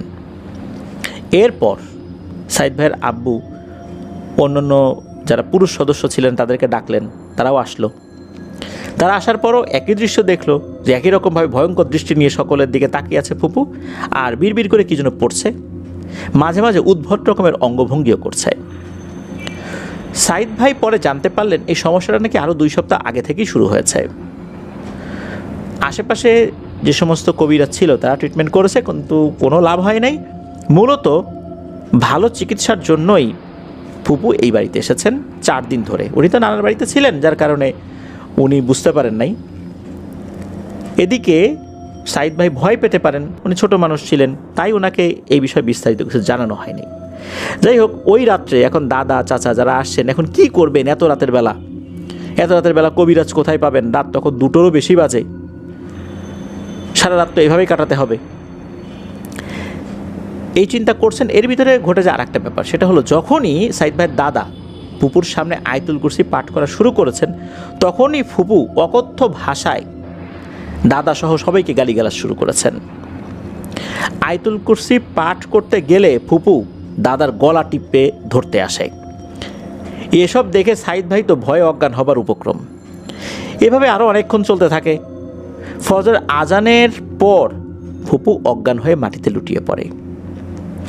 ওই রাত্রে কেউই 2 চোখের পাতা এক করতে পারেনি, কারোরই ঘুম হয় না। আর পরের দিন সকালবেলা সাইদ ভাইয়ের দাদা ভালো একজন কবিরাজের উদ্দেশ্যে রওনা হলেন, আর দুপুর 12টার দিকে এক মধ্যবয়সী লোককে সাথে করে ওনাদের বাড়িতে এসে উপস্থিত হলেন। ফুপু তখন গভীর ঘুমে আচ্ছন্ন, সারা রাত তো ঘুমাতে পারেন নাই। ফুপু পোজেসড অবস্থায় ছিলেন, সকাল থেকে উনি ঘুমাচ্ছেন। কবিরাজ যেই না ফুপুর রুমে প্রবেশ করলো, ফুপু কিন্তু গভীর ঘুমে আচ্ছন্ন ছিলেন। কি হলো, হঠাৎ করে ফুপু ঘুম থেকে সোজা উঠে বসলো। মনে হলো উনি ঘুমের ভান করে পড়েছিলেন, উনি সব বুঝতে পারছিলেন। সোজা উঠেই বিকট শব্দে হাসাহাসি শুরু করলেন। আর কবিরাজকে এক পলক দেখেই কবিরাজের নাম ধরে বলতে লাগলো, কিরে আবু সালেহ, তুই এখানে কেন? কবিরাজ আবার বলে উঠে, তুই আমার নাম জানিস, আমার নাম ধরে বললি, তুই চিন্তা করছিস কি তুই আমার নাম ধরে ডাকলি দেখে আমি ভয় পেয়ে গেছি? এটা যদি ভেবে থাকিস তাহলে তোর ধারণা সম্পূর্ণ ভুল। এই কথা বলার পর কবিরাজ ফুপুর পাশে এসে দাঁড়িয়ে তার সাথে থাকা ব্যাগ থেকে কিছু একটা বের করেন। এটা মনে হলো যে গাছের শুকনো পাতা। এরপর একটা বোতল থেকে একটু পানি বের করলেন, সেগুলো একত্রে মিশিয়ে কী যেন পরে ফুপুর হাতের তালু এবং মাথায় দিয়ে দিলেন। ফুপু কিন্তু তখনও বিকট শব্দে হাসাহাসি করছেই, কবিরাজকে তুচ্ছ তাচ্ছিল্য করে বিভিন্ন কথা বলছে। কবিরাজ একটা পর্যায়ে এসে ফুপুর সাথে থাকা জিন, অর্থাৎ ফুপুর ভেতরে যে জিনটা ছিল তার সাথে কথা বলার চেষ্টা করে, কিন্তু কিছুতেই ওই জিনটা ওই কবিরাজের সাথে কথা বলতে চায় না। কি উদ্দেশ্যে এসেছে, কি আশয় বিষয়ে কিছুই বলতে চায় না। জিন কোনোভাবেই আসল কথা বলে না, খালি কবিরাজকে তুচ্ছ তাচ্ছিল্য করে কথাবার্তা বলে, গালিগালাজ করে। তবে একটা কথা বারবার কবিরাজকে উদ্দেশ্য করে ওই জিনটা বলছিল যে, তুই যদি আমার পথের কাঁটা হতে চাস তাহলে তুই তোর জীবন হারাবি। এই কথাই বারবার বলছিল। কবিরাজ উনি ওসবের পাত্তা না দিয়ে উনি ওনার মতো করে রুকিয়া করেই যাচ্ছিলেন। একটা পর্যায়ে এসে অবশ্য ফুপুর শরীর থেকে ওই জিনটাকে বের করতে সক্ষম হন। কবিরাজ যাওয়ার সময় বলে যান যে ফুপুকে আরও ভালো এবং অভিজ্ঞ কোনো আলেম বা রাকিকে দেখাতে হবে। আপাতত উনি যেই কাজটা করেছেন এটা এ পর্যন্ত ঠিক আছে, তবে এটা সমাধান নয়। উনি ওই বাড়িটা বন্ধ করে দেন, এরপর উনি চলে যান। পরিবারের ভিতর কিন্তু আতঙ্ক থেকেই গেল। এরপর 2টা দিন তেমন কোনো সমস্যা হয় নাই, কিন্তু ওই রাতের পর থেকে, যেই রাত্রে ফুপুকে ওই ভয়ঙ্কর অবস্থায় দেখেছিলেন, এরপর থেকে কিন্তু এই সাইদ ভাই ফুপুর সাথে ঘুমানোর আর সাহস করেন নাই। আর এরপর থেকে কোনো রাতেই খুব একটা ভালো ঘুম ওনাদের কারোরই হচ্ছিল না। 6 দিনের মাথায় আবার শুরু হলো আর একটা সমস্যা।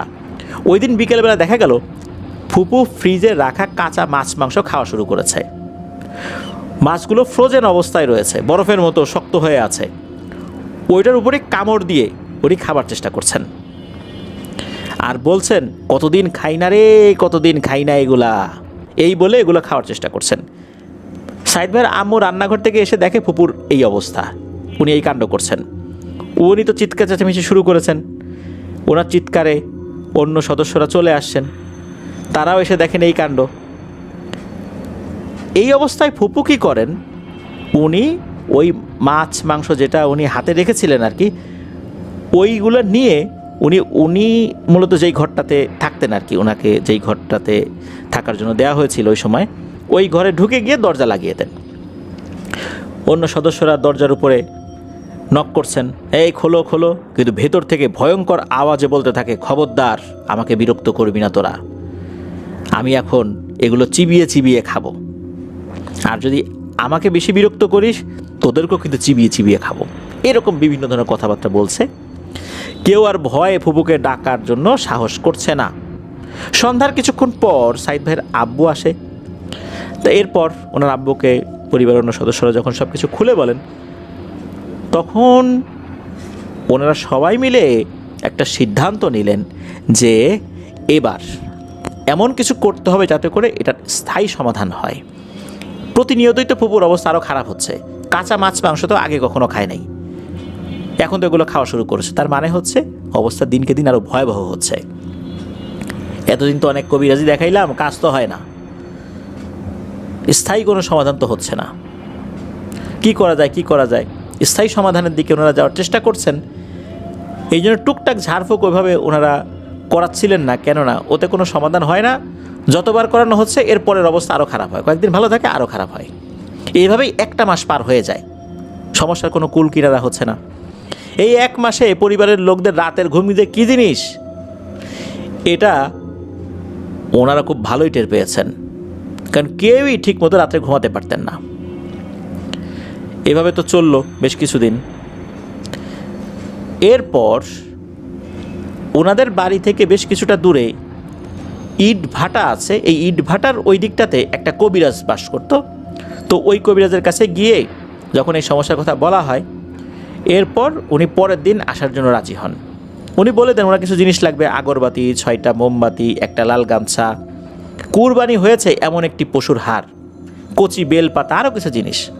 সব কিছু জোগাড় করলেও একটা জিনিস জোগাড় করতে খুব কষ্ট হয়েছিল, সেটা হলো কুরবানির পশুর হাড়। কারণ হচ্ছে এই ঘটনা যখন ঘটা শুরু হয়েছে তার থেকে 7-8 মাস আগে কুরবানি চলে গেছে। এই সময় তো কুরবানির পশুর হাড় জোগাড় করা সহজ বিষয় নয়। যাই হোক, আল্লাহর অশেষ রহমতে সেটিও কোনোভাবে জোগাড় করা হয়। কবিরাজ বেলা 11টার দিকে ওনাদের বাড়িতে আসেন। কবিরাজ বাড়ির সামনে এসে সরাসরি বাড়িতে না ঢুকে প্রথমে এই সাইদ ভাইয়ের দাদাকে বললেন যে ওনাদের বাসা থেকে যেন একটি মাটির তৈরি এমন একটি বস্তু তাকে দেয়া হয় যেটা হাঁড়ি জাতীয় কিছু হবে। ওই সময়ে একটা দইয়ের হাঁড়ি ছিল বাড়িতে, খুব সুন্দর করে ধুয়ে পরিষ্কার করে রাখা ছিল। তো ওই জিনিসটা এনে দেওয়া হলো, ওটার মধ্যে পানি দেওয়া হয়েছিল। তো পানি সমেত ওই হাঁড়িটা কবিরাজের হাতে দেওয়া হয়। ওই সময় কবিরাজ বেশ কিছু দোয়া দুরুদ পরে ওই পানির মধ্যে ফু দেন। ফু দেওয়ার পর বাড়ির মেইন যে দরজা এটাই ছিটিয়ে দেন। এরপর উনি ঘরে প্রবেশ করেন। এরপর কবিরাজ দাদাকে বলে ওঠেন যে এই বাড়িতে নাপাক এবং খুবই দুষ্টু জিনের অবস্থান রয়েছে। এরপর কবিরাজ একটা বৃত্ত আঁকেন, আর ওই বৃত্তের মধ্যে কবিরাজের যে সমস্ত চাহিদাগুলো ছিল, যে উপকরণগুলোর কথা উনি বলেছিলেন, সেগুলো ওখানে রাখা হয়। কবিরাজ এগুলো দিয়ে একটা আসন তৈরি করেন। তো কবিরাজ কিন্তু উনি বাইরে আছেন, ফুপুর সাথে দেখা হয় নাই, কিন্তু ফুপু ঘরের মধ্যে চিৎকার করে গালিগালা শুরু করেছে, আর ঘরের ভিতর সব জিনিস ভাঙচুর করা শুরু করেছে। সব কিছু রেডি হয়ে যাওয়ার পর কবিরাজ এক পর্যায়ে বলেন যে যান, তাকে নিয়ে আসেন। কবিরাজের কথা মতো ফুপুকে আনার জন্য যেই না সাইদ ভাইয়ের আব্বা রুমে প্রবেশ করেছেন, শুধু সাইদ ভাইয়ের আব্বা না, সাইদ ভাইয়ের দাদা, চাচা, ওনারা প্রবেশ করেছেন, তখন ভয়ে তাদের রক্ত জমে যাওয়ার মতো অবস্থা। তারা দেখেন যে ফুপুর চেহারা পুড়ে যাওয়া, স্কিন এরকম মনে হচ্ছে আর কি, মানুষের চেহারা পুড়ে গেলে কীরকম হয় ওই রকম হয়ে গেছে। তারা সবাই এটাই দেখছে, চোখে রক্ত জমাট হয়ে আছে। একটা মানুষের চেহারা এরকম হয়ে যায় কিভাবে? বিভিন্ন ভয়ের গল্পে শুনেছেন যে ঝলসানো মুখ, কিন্তু তার চেহারা এরকম হলো কিভাবে?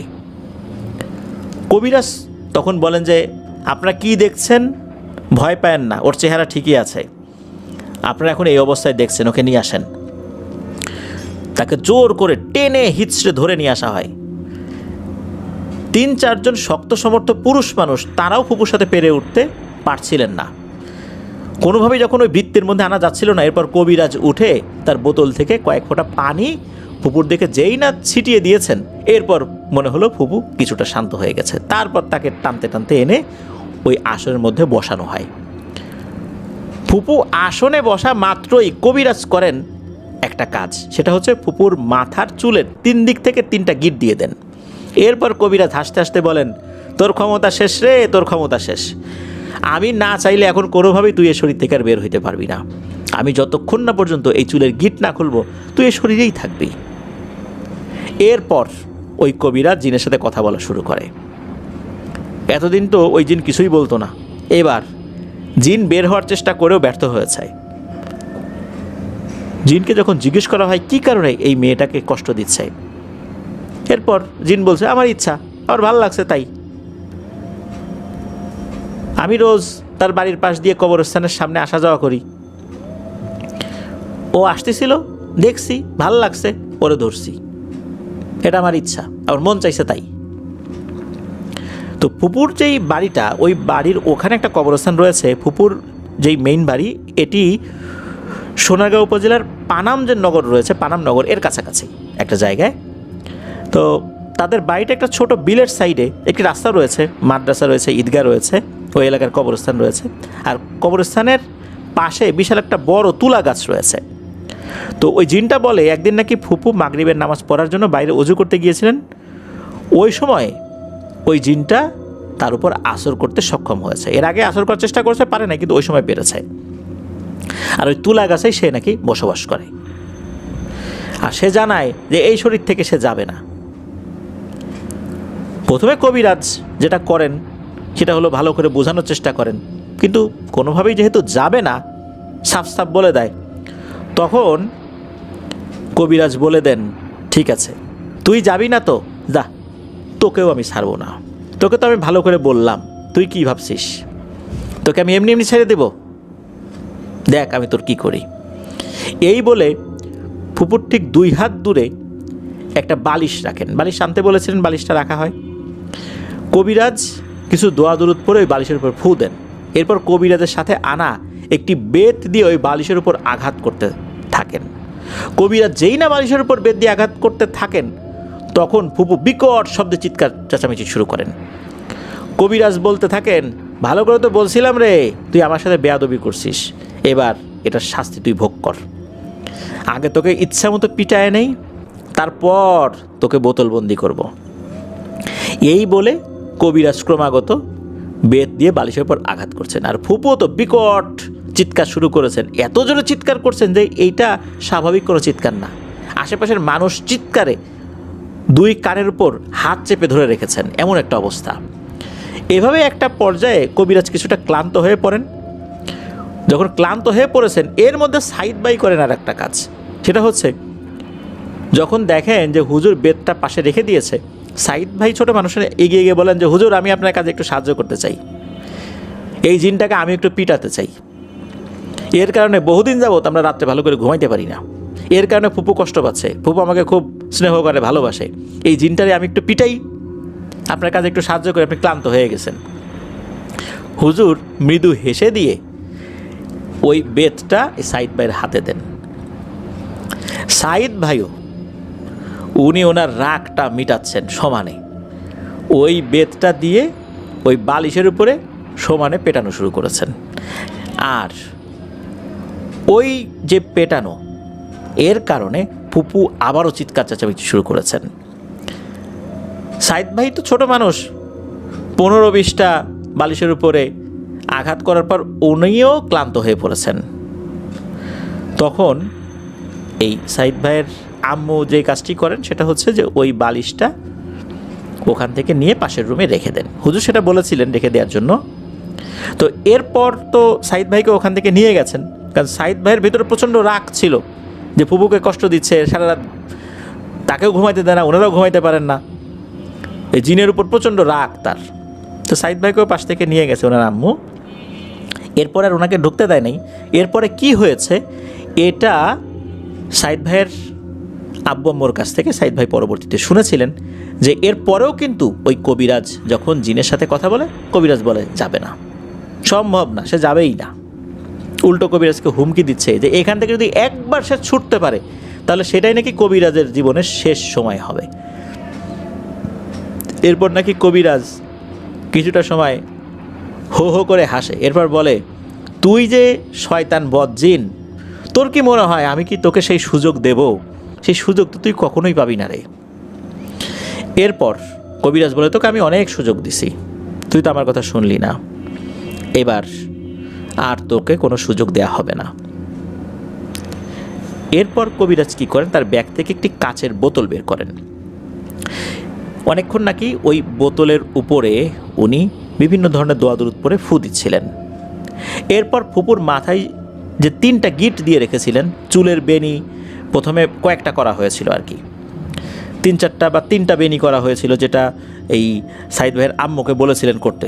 উনি দ্রুত চুলের বেনি করে ফেলেছিলেন, ওই বেনির মাথায় আবার 3টা গিট দিয়েছিল, উনি এই 2টা বেনির গিট খুলে দিয়েছেন। এরপর একটি লাল গামছা দিয়ে ফুপুর নাক মুখ বাদে শরীরের অন্য অংশটা ঢেকে দেওয়ার চেষ্টা করে, মানে যতটুকু ঢাকা যায়। এরপর একটি বোতল থেকে কিছু পানি নিয়ে কাচের বোতলটা ওই পানিতে কিছুটা সময় ভিজিয়ে রাখেন, যতটুকু ভেজানো যায় আর কি। তারপর সেখান থেকে আরেকটু পানি ফুপুর চোখে এবং নাকে ছিটিয়ে দেওয়া হয়। এরপর ফুপুর শরীরে মনে হলো খিঁচুনি শুরু হয়ে গেছে। তখন কবিরাজ এই কাচের বোতলটা উনি এই কাচের বোতলের মুখটা খুলে রেখেছেন।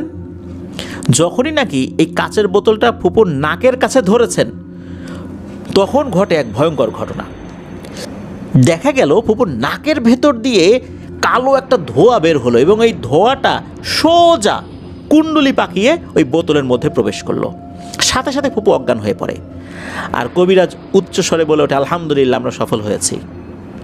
এরপর কবিরাজ বলে, আর কোনো চিন্তার কারণ নাই, এটাকে ধরে ফেলছি, এরপর যা করার দরকার আমি করব।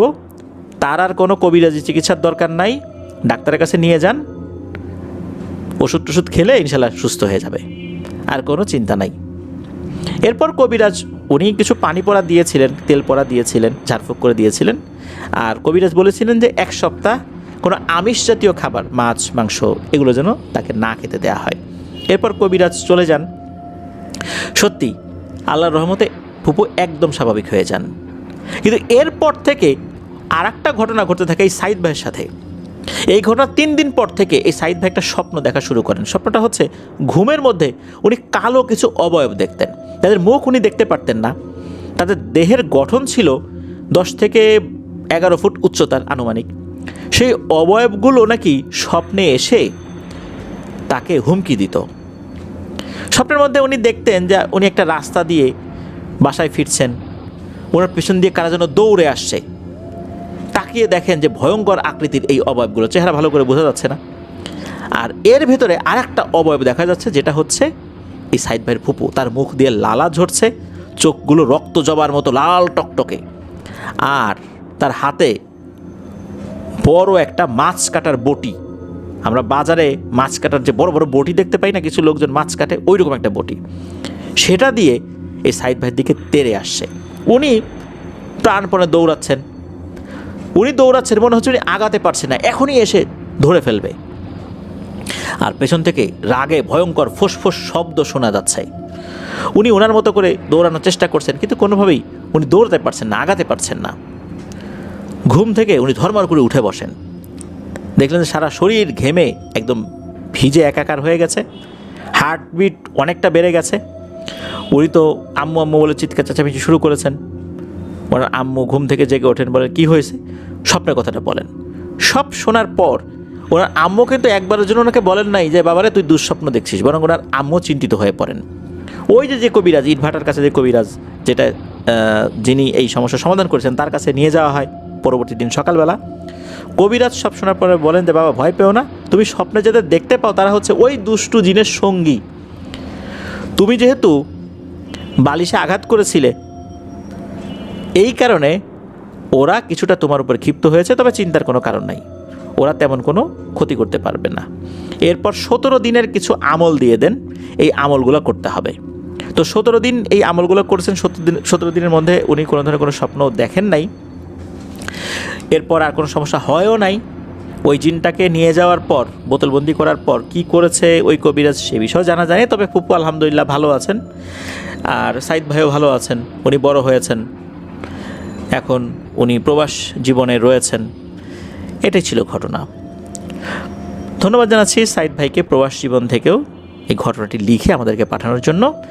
চলুন চলে যাব প্রিয় লিসেনার্স আমাদের এবারের থার্সডে নাইটের 167তম আয়োজনের ষষ্ঠ এবং শেষ ঘটনায়।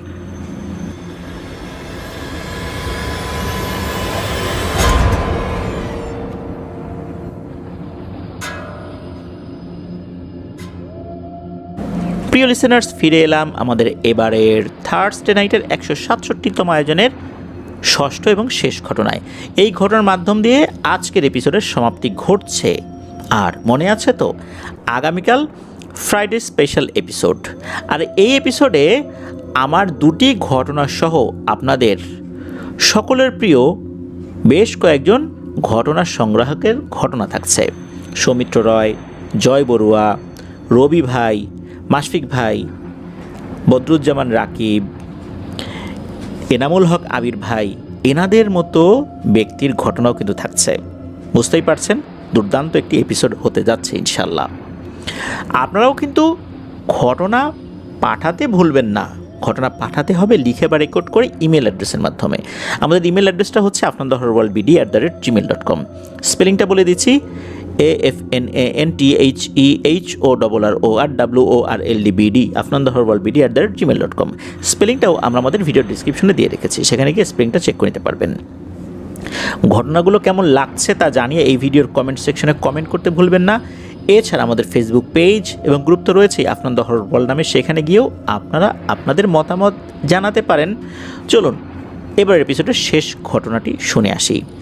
এই ঘটনাটি আমাদেরকে যিনি পাঠিয়েছেন তার নাম মোহাম্মদ নাইম। ওনার বাড়ি কুমিল্লা জেলার হোমনা উপজেলায়। সঙ্গত কারণে গ্রামের নামটি উনি প্রকাশ করেননি। আর এই ঘটনাটি যার সাথে ঘটেছে তিনি এই নাইম ভাইয়ের বন্ধু, যার নাম হচ্ছে আকাশ। এই আকাশ ভাই বর্তমানে ঢাকার মিরপুর 11-তে বসবাস করছেন। চলুন ঘটনায় চলে যাই। এই যে আকাশ ভাই, উনি যখন মায়ের গর্ভে ছিলেন তখন ওনার মা ভুলবশত একটি সাপকে হত্যা করে ফেলেন। ওনার মা অবশ্য ছোটোবেলা থেকেই সাপ দেখলে ভয় পেতেন, সাপকে খুবই অপছন্দ করতেন। এই জন্য সাপ দেখলেই মেরে ফেলতে হবে এমন বিষয়টা কিন্তু উনি সবসময় মনে করতেন, আর এটা উনি করতেনও। তবে উনি যেই সাপটি হত্যা করেছিলেন এটা কি আসলে সাপ ছিল? না, এটা আসলে সাপ ছিল না। জন্মের পর থেকে এই আকাশ ভাই বিভিন্ন ধরনের রোগে ভুগতে থাকেন। একটা রোগ থেকে সুস্থ হন তো আর একটা রোগ এসে তাকে আক্রমণ করে। সবসময় ডাক্তারের কাছে আসা যাওয়া এই আকাশ ভাইকে নিয়ে তার মা বাবাকে করতে হতো। খাওয়া দাওয়াতেও তেমন কোনো রুচি ছিল না, আর ওনার মাও বিভিন্ন ধরনের রোগে আক্রান্ত হতেন। এইভাবেই বড় হচ্ছিলেন আকাশ ভাই। উনি যখন একটু বড় হলেন কোনো কিছুই তেমন মনে রাখতে পারতেন না, দ্রুত সব জিনিস ভুলে যেতেন। আর যখন স্বপ্নের ব্যাপারগুলো ওনার মনে রাখা শুরু হলো, মানে ছোটোবেলায় তো মানুষ স্বপ্ন দেখে ভুলে যায়, এগুলো তো ওভাবে মনেও থাকে না। যখন মানুষ স্বপ্নের বিষয়গুলো তার মেমোরিতে রাখে আর কি, বলতে পারে যে আমি এই স্বপ্ন দেখেছি, ওই সময় থেকেই উনি ভয়ঙ্কর ভয়ঙ্কর কিছু স্বপ্ন দেখতেন। এগুলো অবশ্য উনি ওনার পরিবারের সাথে শেয়ারও করতেন। ছোটোবেলা থেকেই ওনার মন খুব খারাপ থাকতো, মেজাজও খুব গরম থাকতো, খুব খিটখিটে মেজাজ উনি আর কি ছিলেন ওই সময়। কাউকে সহ্য করতে পারতেন না, এমনকি মা বাবাকেও সহ্য হতো না। এইভাবে চলতে থাকে বেশ কিছু বছর। এইভাবেই উনি বড় হচ্ছেন। উনি উঠে গেলেন 10ম শ্রেণীতে। এই যে এই স্বপ্নগুলো কিন্তু সবসময় চলতো। আর এই স্বপ্নগুলো এমন হতো মনে হচ্ছে বাস্তবে উনি সেটা দেখছেন। আর স্বপ্নে সাপ দেখাটা এটা একটা নিত্যদিনের ব্যাপার ছিল। তবে স্বপ্নে দেখা সাপগুলো নাকি তাকে আক্রমণ করতো না, ক্ষতি করতো না।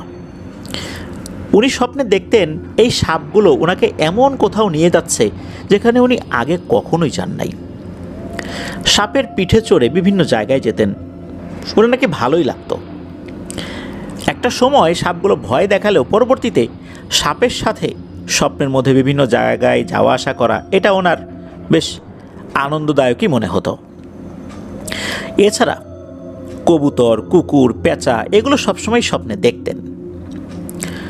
মাঝে মাঝে এমন দেখতেন যে উনি পরীক্ষা দিচ্ছেন, ওনার কলমের মাথার উপরে ছোট্ট একটা সাপ বসে আছে। এটা কেউ দেখতো না, যেটা উনি দেখতেন। যখনই এটা দেখতেন তখনই পরীক্ষার হলে ওই প্রশ্নের উত্তর কি লিখবেন তা উনি ভুলে যেতেন।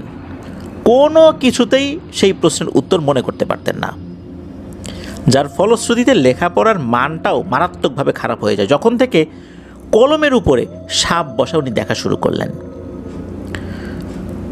উনি দেখতেন শুধু, অন্য কেউ দেখবেন না, এটাই স্বাভাবিক। এই ধরনের ব্যাপারগুলো ক্ষেত্রে এরকমই হয়ে থাকে।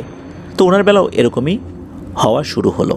লেখাপড়ার মান একেবারেই খারাপ। উনি জানতেন, পড়তেন, কিন্তু পরীক্ষার খাতায় লেখার আগে এই ঘটনা ঘটতো। কলমের উপরে সাপ বসে থাকে, ছোট্ট একটা সাপ ফনা তুলে বসে আছে। প্রিয় লিসেনার্স, একবার ভাবুন তো, এরকম যদি হয় যে আমরা কেউ কলম দিয়ে লিখতে যাচ্ছি, সেই কলমের উপরে একটা সাপ বসে আছে, তাহলে ব্যাপারটা কেমন মনে হবে। এছাড়া উনি একা একা থাকতেই পছন্দ করতেন। সামাজিক বা পারিবারিক যে কোনো অনুষ্ঠান, যে কোনো ধরনের হইচই হই হট্টগোল এগুলো ওনার ভালো লাগতো না। কারোর সাথে মিশতে পারতেন না, মন খুলে কথা বলতে পারতেন না। এভাবে ওনার সমস্যা চলতে থাকে। রাস্তায় চলাচলের ক্ষেত্রেও মারাত্মক কিছু সমস্যা দেখা দিত। উনি রাস্তায় চলাচল করছেন, উনি ওনার মতো করে হেঁটে যাচ্ছেন, হঠাৎ করে কোনো একটা গাড়ি এসে ধাক্কা দিয়েছে। উনি গাড়িওয়ালাকে কি বলবেন, গাড়িওয়ালাই বের হয়ে বলে, যাই তুমি চোখে দেখো না, এইভাবে হুট করে রাস্তার উপরে চলে আসছো। অথচ উনি কিন্তু ঠিকঠাক মতোই চলছিলেন। তো এইভাবে বড় ধরনের কোনো দুর্ঘটনা না ঘটলেও গাড়ির সাথে ধাক্কা লাগাটা এটা একটা নিত্য নৈমিত্তিক ব্যাপার হয়ে যায়। আর উনি যখন স্কুল থেকে বাড়িতে ফিরতেন, তারপর স্কুল পার হওয়ার পর কলেজে ভর্তি হয়েছেন, কলেজ থেকেও যখন বাসায় ফিরতেন, পথিমধ্যে যেই পুকুর বা ডোবা দেখা যেত সেখানেও উনি বিভিন্ন প্রজাতির সাপ দেখতে পেতেন, যেগুলো অন্য কেউ দেখতো না। এইভাবেই কিন্তু ছোটবেলা থেকেই ওনার এক দুর্বিষহ জীবন কাটতে থাকে। আর এসব বিষয় নিয়ে কিন্তু বিভিন্ন ওঝা কবিরাজের কাছে যাওয়া হয়েছে। যেই তাকে দেখে সেই বলে তার সাথে খারাপ জিন রয়েছে। এক একজন তাবিজ দেয়, এটা দেয় সেটা দেয়, কোনোটা গলায় পরার জন্য, কোনোটা হাতে পরার জন্য, কোনোটা কোমরে পরার জন্য, কোনোটা এখানে গেড়ে রাখার জন্য, কোনোটা ওখানে গেড়ে রাখার জন্য, পানি পরা, তেল পরা, এগুলো তো খুব সাধারণ বিষয় হয়ে গেছে তার জীবনে ছোটোবেলা থেকেই। এভাবেই চলছে, মাস যায়, বছর যায়, কোনো পরিবর্তন হয় না। বিভিন্ন মানসিক রোগের ডাক্তারও দেখানো হয়েছে, কোনো লাভ হয়নি। বিভিন্নজন বিভিন্ন ধরনের নিয়মকানুন বলে, সন্ধ্যার পরে বাইরে হওয়া যাবে না, ভর দুপুরে বাইরে হওয়া যাবে না, রাত করে কোথাও যাওয়া যাবে না, এটা করা যাবে না, ওটা করা যাবে না, মৃত ব্যক্তির বাড়িতে যাওয়া যাবে না, গরুর মাংস খাওয়া যাবে না, ইলিশ মাছ খাওয়া যাবে না, অনেক ধরনের বাধা দেয়া হচ্ছে তাকে বিভিন্ন ধরনের কাজ করতে। অনেক বিধিনিষেধের মধ্যে তাকে চলতে হয়েছে বিভিন্ন সময়, 40 দিন করতে হবে, 1 মাস, 3 মাস উনি করছেন। পরিবার থেকেও এই বিষয়ে সতর্ক, এই বিষয়গুলো মেনে যাতে উনি চলতে পারেন, তারাও এই বিষয়ে সহযোগিতা করেন, কিন্তু না, কোনো উন্নয়ন হয় না, কোনো উন্নতি হয় না ওনার এসব বিষয়ের। শারীরিক দুর্বলতা, মেজাজ খিটখিটে থাকা, কারোর সাথে মিশতে না পারা, এই বিষয়গুলো কোনোভাবেই বাদ দেয়া যাচ্ছিল না, চলছিল এভাবেই। কিন্তু এভাবে একটা মানুষের জীবন কি চলতে পারে? তারপরেও কিন্তু চলছিল। বিভিন্ন সময় বিভিন্ন হুজুর দেখানো হয়েছে, ওনাকে এক মাদ্রাসার হুজুর দেখানো হলো। সব সমস্যার কথা শুনে কিছু পানি পড়া, সরিষার তেল পড়া, 10টি কাচের প্লেটে কিছু দোয়া লিখে দেন, এগুলো ধুয়ে পানি পান করতে বলেন। এগুলো করার পর তার অবস্থা আরও বেশি খারাপের দিকে যেতে থাকে। এতদিন উনি অজ্ঞান হতেন না, কলেজে ভর্তি হওয়ার পর থেকে উনি মাঝে মাঝেই সেন্সলেস হয়ে যেতেন। তারপরে উনি অনেক কিছুই ভুলে যেতেন, এখন বলা জিনিস একটু পরেই ভুলে যেতেন। মাঝে মাঝে এমনভাবে অজ্ঞান হয়ে যেতেন, দেখে মনে হতো উনি মারা গেছেন, এমন একটা অবস্থা। এরপর এই আকাশ ভাইয়ের বড় ফুপার মাধ্যমে মিরপুরের এক কবিরাজের সন্ধান ওনারা পান।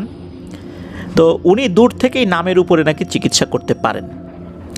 আসলে এই আকাশ ভাইয়ের সুস্থতার জন্য তার পরিবারের সদস্যরা এতটাই ব্যাকুল ছিল যে যে যেটাই বলতো সেটাই তারা মানার চেষ্টা করত। উনি বলে দেন 1 মাস ঘর থেকে বাইরে বের হওয়া যাবে না, সব কিছু বাসার ভিতরে, লেখাপড়া যাবতীয় যা কিছু সব বাসার ভিতরে থেকেই করতে হবে, কোনোভাবেই বাড়ির বাইরে হওয়া যাবে না। বাড়ির বাইরে বের তো হবেই না, যদি খুব একান্তই প্রয়োজন হয় বাড়ির ছাদে যাওয়া যেতে পারে সূর্যের আলো লাগানোর জন্য, এছাড়া না। তারপর মাটির হাঁড়ি দিয়েছেন, সেটা ভেঙে পানি পান করতে হবে, মানে প্রত্যেকটা মাটির হাঁড়ি একদিন ব্যবহার করে সেটা ভেঙে ফেলতে হবে, সেটা দিয়ে গোসল করতে হবে, সব কিছু করা হচ্ছে, কাজ হচ্ছে না। কবিরাজের সাথে যোগাযোগ করা হলে তিনি বলেন তিনি ওই জিনদেরকে আটকানোর চেষ্টা করেছেন, বোঝানোর চেষ্টা করেছেন, কিন্তু তারা নাকি কোনো কথাই শোনে না। উল্টো জিনেরাই নাকি ওই কবিরাজকে মারধর করে অসুস্থ করে ফেলেছে। এরপর কবিরাজ মহাশয় সাফ বলে দিলেন যে চিকিৎসা উনি করতে পারবেন না। অন্য আর এক কবিরাজের খোঁজ দিয়েছেন, ওই কবিরাজ নাকি আবার অগ্রিম টাকা ছাড়া কাজই করে না, কাজ না হলে টাকা ফেরত। তার দাবি ছিল নদীর 7 ঘাটের পানি লাগবে, যেই নদীতে সবার আগে জোয়ার আসে সেই নদীর পানি লাগবে, আর কিছু রক্ত জবা, আম পাতা, একটি মাটির হাঁড়িতে ডুবিয়ে রাখতে হবে, তিনি দূর থেকে জিন দ্বারা সেই হাঁড়িতে ঝাড়ফুঁক করাবেন। এই সমস্ত কাজ করানোর পরও কোনো ধরনের কোনো উন্নতি হলো না। এরপর বিরক্ত হয়ে কিছুদিন চিকিৎসা বন্ধ করে রেখেছিলেন এই আকাশ ভাইয়ের পরিবার। একদিন ওনার খালু পুরান ঢাকার এক কবিরাজের সন্ধান পান। তার কাছে যাবার পর তিনি এই আকাশ ভাইকে দেখে হাসেন এবং আকাশ ভাইয়ের হাত দেখে বললেন যে উনি নাকি রূপ ধারণ করেন, অর্থাৎ আকাশ ভাই নাকি রূপ ধারণ করেন। ওই সময় নাকি আকাশ ভাইয়ের কোনো জ্ঞান ছিল না। ওখানে যাওয়ার পর উনি সেন্সলেস হয়ে যান। বড়দের মুখে শুনেছেন যে ওই কবিরাজ এক মহিলার উপর জিন হাজির করেছেন, আর ওই জিন এসে আকাশ ভাইয়ের হাত দেখে বলেন যে একে যে ধরেছে সে হচ্ছে জাদুকরি, যত চিকিৎসাই করা হোক না কেন সে জাদু করে চিকিৎসার সব কর্মকাণ্ড নস্যাৎ করে দেয়। এরপর সেই কবিরাজ কয়েকটি মোমবাতি জ্বালিয়ে একটি আরবি লেখা কাগজ পুড়িয়ে সেই যেই ধোঁয়াটা, ওই পুরানোর সময় যে ধোঁয়াটা হয় সেটা আকাশ ভাইয়ের চোখে লাগানো হয়। 7টি নদীর মোহনা থেকে পানি আনতে বলা হয় গোসল করানোর জন্য। এভাবেই করতে করতে চলে যায় আরও কিছুদিন। যত দিন যাচ্ছিল উনি ওনার পরিবার থেকে আরও বিচ্ছিন্ন হয়ে যাচ্ছিলেন। উনি তো বড় হচ্ছেন, এখন তো সব বোঝা শিখেছেন। এভাবে একটা মানুষের জীবন চলছিল। এরপর বাংলাদেশের খ্যাতনামা এক মনোরোগ বিশেষজ্ঞের কাছে নিয়ে যাওয়া হলো। পরীক্ষা শেষে তারা এই আকাশ ভাইকে কাউন্সিলিং করতে বলেন। প্রতিটা কাউন্সিলিং সেশন কিন্তু বেশ ব্যয়বহুলও ছিল, তবুও সেগুলো করানো হয়েছে। ডাক্তাররা এই আকাশ ভাইকে মানসিক রোগী ভেবে ঘুমের ওষুধ দিতেন। এই ওষুধ খেলে দিনের অর্ধেকটা সময় ওনার ঘুমেই কাটত। 12 ঘন্টা, 14 ঘন্টা, 16 ঘন্টা পর্যন্ত উনি ঘুমিয়েছেন। 2 মাস ওষুধ খাওয়ার পর উনি এই ওষুধ খাওয়াটা বন্ধ করে দেন। উনি বুঝতে পারলেন এই ওষুধ খাওয়ার পর এই ওষুধ ছাড়া ওনার ঘুম আসছে না, অর্থাৎ উনি এই ওষুধের প্রতি অ্যাডিক্টেড হয়ে যাচ্ছেন। এটা তার এই সমস্যার উপর মরার উপর খাড়ার ঘা হিসাবে এসেছে। এরপর এই আকাশ ভাইয়ের মামার মাধ্যমে ফুলবাড়িয়ার এক কবিরাজের সন্ধান পান। তার চিকিৎসা পদ্ধতি একটু ভিন্ন। তার কথা শুনে ওনাদের মনে হয় যে এই আকাশ ভাইকে সুস্থ করা তার জন্য কোনো বিষয়ই না। কত রাজা উজির মেরেছেন তার গল্প ওনাদেরকে শোনাতে লাগলেন। এরপর কবিরাজ ভরসা দিলেন যে উনি আকাশ ভাইকে সুস্থ করে তুলবেন। তিনি বোঝালেন তার ঘরেও মা বোন আছেন, তাই এই আকাশ ভাইয়ের উপর উনি জিন হাজির করাবেন না, কারণ জিন হাজির হলে কোনো অনাকাঙ্ক্ষিত ঘটনা ঘটতে পারে। তাই তিনি তার বাড়ির কয়েকজন ছেলে মেয়েকে ডাকলেন, তাদের উপর জিন হাজির করলেন। তিনি তাদের এমনভাবে প্রশ্ন করতে লাগলেন যার উত্তর হা না দিয়েই দেয়া যায়। এই ধরনের কাজকর্মে ওনারা কিছুটা আশ্বস্ত হয়েছেন। তবে ওনাদের সাথে, অর্থাৎ আকাশ ভাইদের সাথে যে ভাইয়া গিয়েছিলেন, তিনি বললেন যে কবিরাজ মশাই আমার উপর জিন হাজির করান তো। তখন নাকি ওই কবিরাজ ওনাদেরকে নানা ধরনের ভয় ভীতি দেখাতে লাগলেন, যেমন জিন হাজির হয়ে যদি কোনো ক্ষতি করে দেয় তাহলে কি কবিরাজ দায়ভার নেবে, ইত্যাদি ইত্যাদি। অর্থাৎ এটাও একটা ভাওতাবাজি হতে পারে। এই ধরনের ভয় ভীতি দেখানোর পর একটা পর্যায়ে এই আকাশ ভাইয়ের পরিবার বলেন, ঠিক আছে ঠিক আছে, আপনি যার উপর জিন হাজির করতে চান করেন। এরপর ওই জিন হাজির করে বিভিন্ন জিনিস প্রশ্ন করছে। একটা পর্যায়ে ওই কবিরাজ বলে যে এই যে আকাশ নামের ছেলেটা, সে এতদিন যা বলছে সব মিথ্যা কথা। বিভিন্ন ধরনের দোষারোপ এই আকাশ ভাইয়ের উপর করা হয়। আকাশ ভাই তো আকাশ থেকে বলেন যে কী বলে, সারাটা জীবন যতটুকু আমি পার করেছি এই বয়সে আমি কি কষ্টের মধ্যে দিয়ে যাচ্ছি, এই কবিরাজ বলে আমি নাকি মিথ্যা কথা বলতেছি। কবিরাজ উল্টো আকাশ ভাইকে খুব ধমকাতে লাগলেন, বারবার বলছেন যে তুমি মিথ্যুক। তো যাই হোক, কবিরাজ এরপর বলেন যে ওর সাথে থাকা জিনটাকে ওই নাকি আটকে ফেলেছেন। ওনার অনুগত একটা পরী এসে নাকি আবার ওই জিনটাকে খেয়েও ফেলেছে। আর কাজটা শেষ হওয়ার পর উনি বললেন যে কোনো পারিশ্রমিক উনি নেবেন না, পারিশ্রমিক না নিলেও তার ভক্তদেরকে কিছু টাকা পয়সা দিতে হবে, আর এই আকাশ ভাইয়ের জানের সাদাকা হিসাবে কিছু দান খয়রাত করতে হবে। কোথায় দান খয়রাত করতে হবে সেটাও উনি বলে দিলেন, অথচ উনি বলেছিলেন উনি কোনো পারিশ্রমিক নেবেন না। উনি সুস্থ হবেন। এই কথা শোনার পর আকাশ ভাইয়ের মা বাবা সাধ্য অনুযায়ী বেশ অনেক টাকাই দিয়েছিলেন, নগদ 10,000 টাকা ওই সময় দিয়েছিলেন। তো যাই হোক, এরকম করে আরও বিভিন্ন ধরনের বুজরুকি চিকিৎসা ওনাকে নিতে হয়েছিল একটু সুস্থ হওয়ার আশায়। কারণ একটা মানুষ ছোটবেলা থেকে এই সমস্যা নিয়ে বড় হচ্ছে, স্কুল পার করেছে, primary school, high school, college পার করে ফেলছে, অথচ কিছুতেই কিছু হচ্ছে না। মাঝে মধ্যে নাকি এই আকাশ ভাই বিরক্ত হয়ে নিজের জীবনের প্রতি বিতৃষ্ণা চলে আসার কারণে উনি গলায় ফাঁস দিয়ে আত্মহত্যাও করতে চেয়েছেন, কিন্তু পারেন নাই। তো যাই হোক, এরপর যেই ব্যাপারটা ঘটে, প্রিয় লিসেনার্স, এতক্ষণ তো বিভিন্ন ধরনের কথাই বললাম, এখন আসি শেষের কথায়। অনলাইনে বিভিন্ন ধরনের পেজ আমরা দেখতে পাই যেখানে রুকিয়া করানো হয়। যখন সব কবিরাজ ফেল, সব হুজুর ফেল, তাবিজ কবজ ফেল, এরপর অনলাইন ভিত্তিক কিছু পেজে ওনারা নক করেন। তারপর ওনারা এরকম কোনো একটা রুকিয়া গ্রুপে যুক্ত হয়ে রুকিয়া শুরু করেন। রুকিয়ার বিভিন্ন সেশনগুলো চলতে থাকে।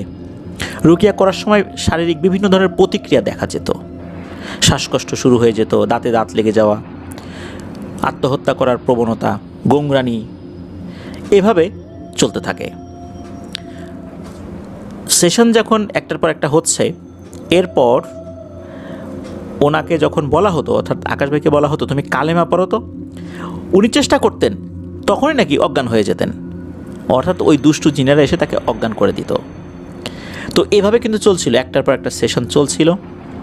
আস্তে আস্তে ওনার ভেতরে থাকা ওই জিনগুলো দুর্বল হতে থাকে। রুকিয়ার সেশন অনেকগুলো করা হয়েছিল, সমস্যা অনেক কমে আসে আস্তে আস্তে। এরপর আবার উনি স্বাভাবিক জীবনে ফেরত আসতে শুরু করলেন। এই আকাশ ভাই কিন্তু নামাজ রোজা করতে পারতেন না, প্রবল ইচ্ছা থাকা সত্ত্বেও উনি নামাজ পড়তে পারতেন না। নামাজে দাঁড়ালে সব ভুলে যেতেন, কয়টা সেজদা করলেন ভুলে যেতেন, কয় রাকাত নামাজ পড়লেন সেটা ভুলে যেতেন। নামাজের ভিতরে একসময় বিরক্ত হয়ে বিতৃষ্ণা চলে এসে নামাজ ছেড়ে দিতেন। রোজা করতে পারতেন না, রোজা রাখলেও এমন ক্ষুধা লাগতো বা ভুলে খাবার খেয়ে ফেলতেন, ইচ্ছা করেও খাবার খেয়ে ফেলতেন, মানে এমন ভয়ঙ্কর ক্ষুধা মনে হতো উনি মারা যাবেন। তো এইভাবেই জীবনের অনেকগুলো বছর উনি পার করে ফেলেছেন। আল্লাহর রহমতে শরিয়া সম্মত রুকিয়া নেয়ার পর উনি স্বাভাবিক জীবনে ফেরত আসতে থাকেন। বিগত 4 বছর, অর্থাৎ 2022, 23, 24, 25, এই 25 সাল চলছে। 2021 সালের শেষ দিক থেকে আলহামদুলিল্লাহ উনি একদম স্বাভাবিক জীবনযাপন করছেন। ওনার সাথে আর কোনো ধরনের কোনো সমস্যা হচ্ছে না। উনি এখন রেগুলার নামাজ পড়তে পারছেন, রোজা করতে পারছেন, প্র্যাকটিসিং মুসলিম হিসাবে জীবনযাপন করছেন। প্রিয় লিসেনার্স, এই যেই পুরো ব্যাপারটা, এটা শুনে হয়তোবা আপনাদের অনেকেরই ভয় লাগেনি। এই ঘটনাটা আপনাদেরকে শোনানোর উদ্দেশ্য হচ্ছে, আমাদের মধ্যে এমন অসংখ্য মানুষ রয়েছেন, তারা কি যে দুর্বিষহ জীবনযাপন করছেন। তারা একটু সুস্থ হবার আশায় বিভিন্ন হুজুর কবিরাজের কাছে যাচ্ছেন, কিন্তু শরিয়াসম্মত রুকিয়া এটা অনেকেই নিচ্ছেন না। হুজুর কবিরাজের কাছে যাওয়ার পর প্রথম কয়েকদিন একটু ভালো থাকে, আবার শুরু হয় সমস্যা। যখনই হুজুর কবিরাজরা এই ধরনের ট্রিটমেন্ট করেন, ফাইনালি ভালো হয় না, তখন আবার আরেকজন হুজুর কবিরাজের কাছে অনেকেই যান। ঠিক একই ব্যাপার, সপ্তাহখানেক ভালো থাকে বা মাসখানেক ভালো থাকে, আবার শুরু হয় সমস্যা। শরিয়াসম্মত রুকিয়ার পদ্ধতিগুলো একটু আলাদা। এটা স্বাভাবিক যেই আমরা পদ্ধতিগুলো দেখি, তাবিজ কবজ এটা সেটা, এখানে এটা গাঁটতে হবে, ওখানে ওটা গাঁটতে হবে, বিষয়গুলো এরকম হয় না। কোরআন সুন্নাহ অনুযায়ী যেই ধরনের পদ্ধতি আছে সেগুলোই ফলো করা হয়।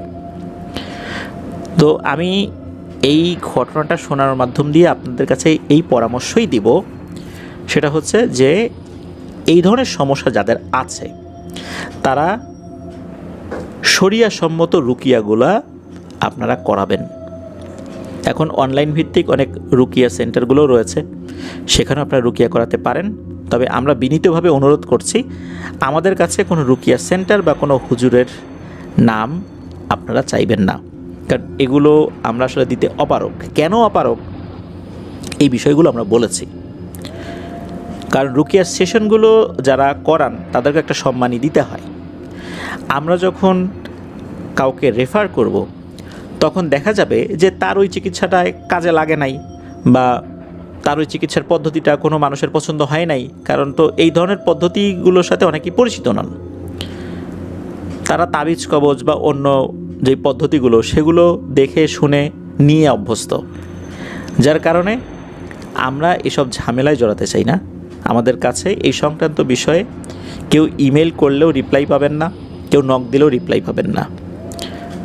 আপনাদের কাছে বিনীত অনুরোধ করব, অনলাইনে অসংখ্য অথেন্টিক রুকিয়া সংক্রান্ত পেজ গ্রুপ রয়েছে, আপনারা সেগুলোর সাথে যুক্ত হয়ে রেগুলার রুকিয়ার সেশনগুলো করার চেষ্টা করবেন। ইনশাল্লাহ আল্লাহ তাআলা চাহেন তো আপনারা সুস্থ হয়ে যাবেন। কারণ একটা জাদু কাটানোর জন্য অন্য জাদুর আশ্রয় নেওয়া যাবে না, সেটা যে লেভেলের রোগী হোক না কেন। আল্লাহ আমাদেরকে হেফাজত করুন, বোঝার তৌফিক দান করুন। প্রিয় লিসেনার্স, আমরা আকাশ ভাইয়ের ঘটনার মাধ্যম দিয়ে আরও একটি বিষয় কিন্তু জানতে পারলাম, সেটা হচ্ছে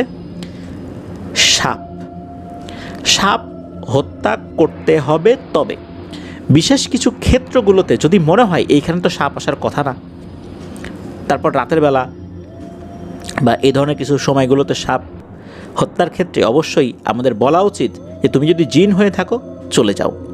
3 বার বলার পরও যদি না যায়, বুঝে নিতে হবে এটা জিন নয়, এটা আসলেই সাপ। তখন ওই সাপের উপর শক্তি প্রয়োগ করা যেতে পারে। প্রিয় লিসেনার্স, এই ঘটনা থেকে আমরা দেখলাম যে মায়ের একটা ভুলের কারণে সন্তানের জীবন কি ভয়ঙ্কর রকমের দুর্বিষহ হয়ে গিয়েছিল। যারা এই ধরনের সমস্যায় পড়ে যান তারা জানেন জীবনটা কতটা কঠিন। আল্লাহ আমাদেরকে বিপদ আপদ থেকে হেফাজত করুন। ধন্যবাদ প্রিয় লিসেনার্স, যারা আমাদের সাথে যুক্ত হয়ে আজকের এপিসোডটি শুনলেন। ধন্যবাদ জানাচ্ছি তাদেরকে যারা ঘটনা পাঠিয়ে আমাদের এবারের এপিসোডটি সফল করেছেন। মহান আল্লাহ সুবহানাহু ওয়া তাআলার কাছে আমরা দোয়া করি যেন আল্লাহ তাআলা আমাদের এই পথ চলাকে আরও অনেক দীর্ঘ করেন।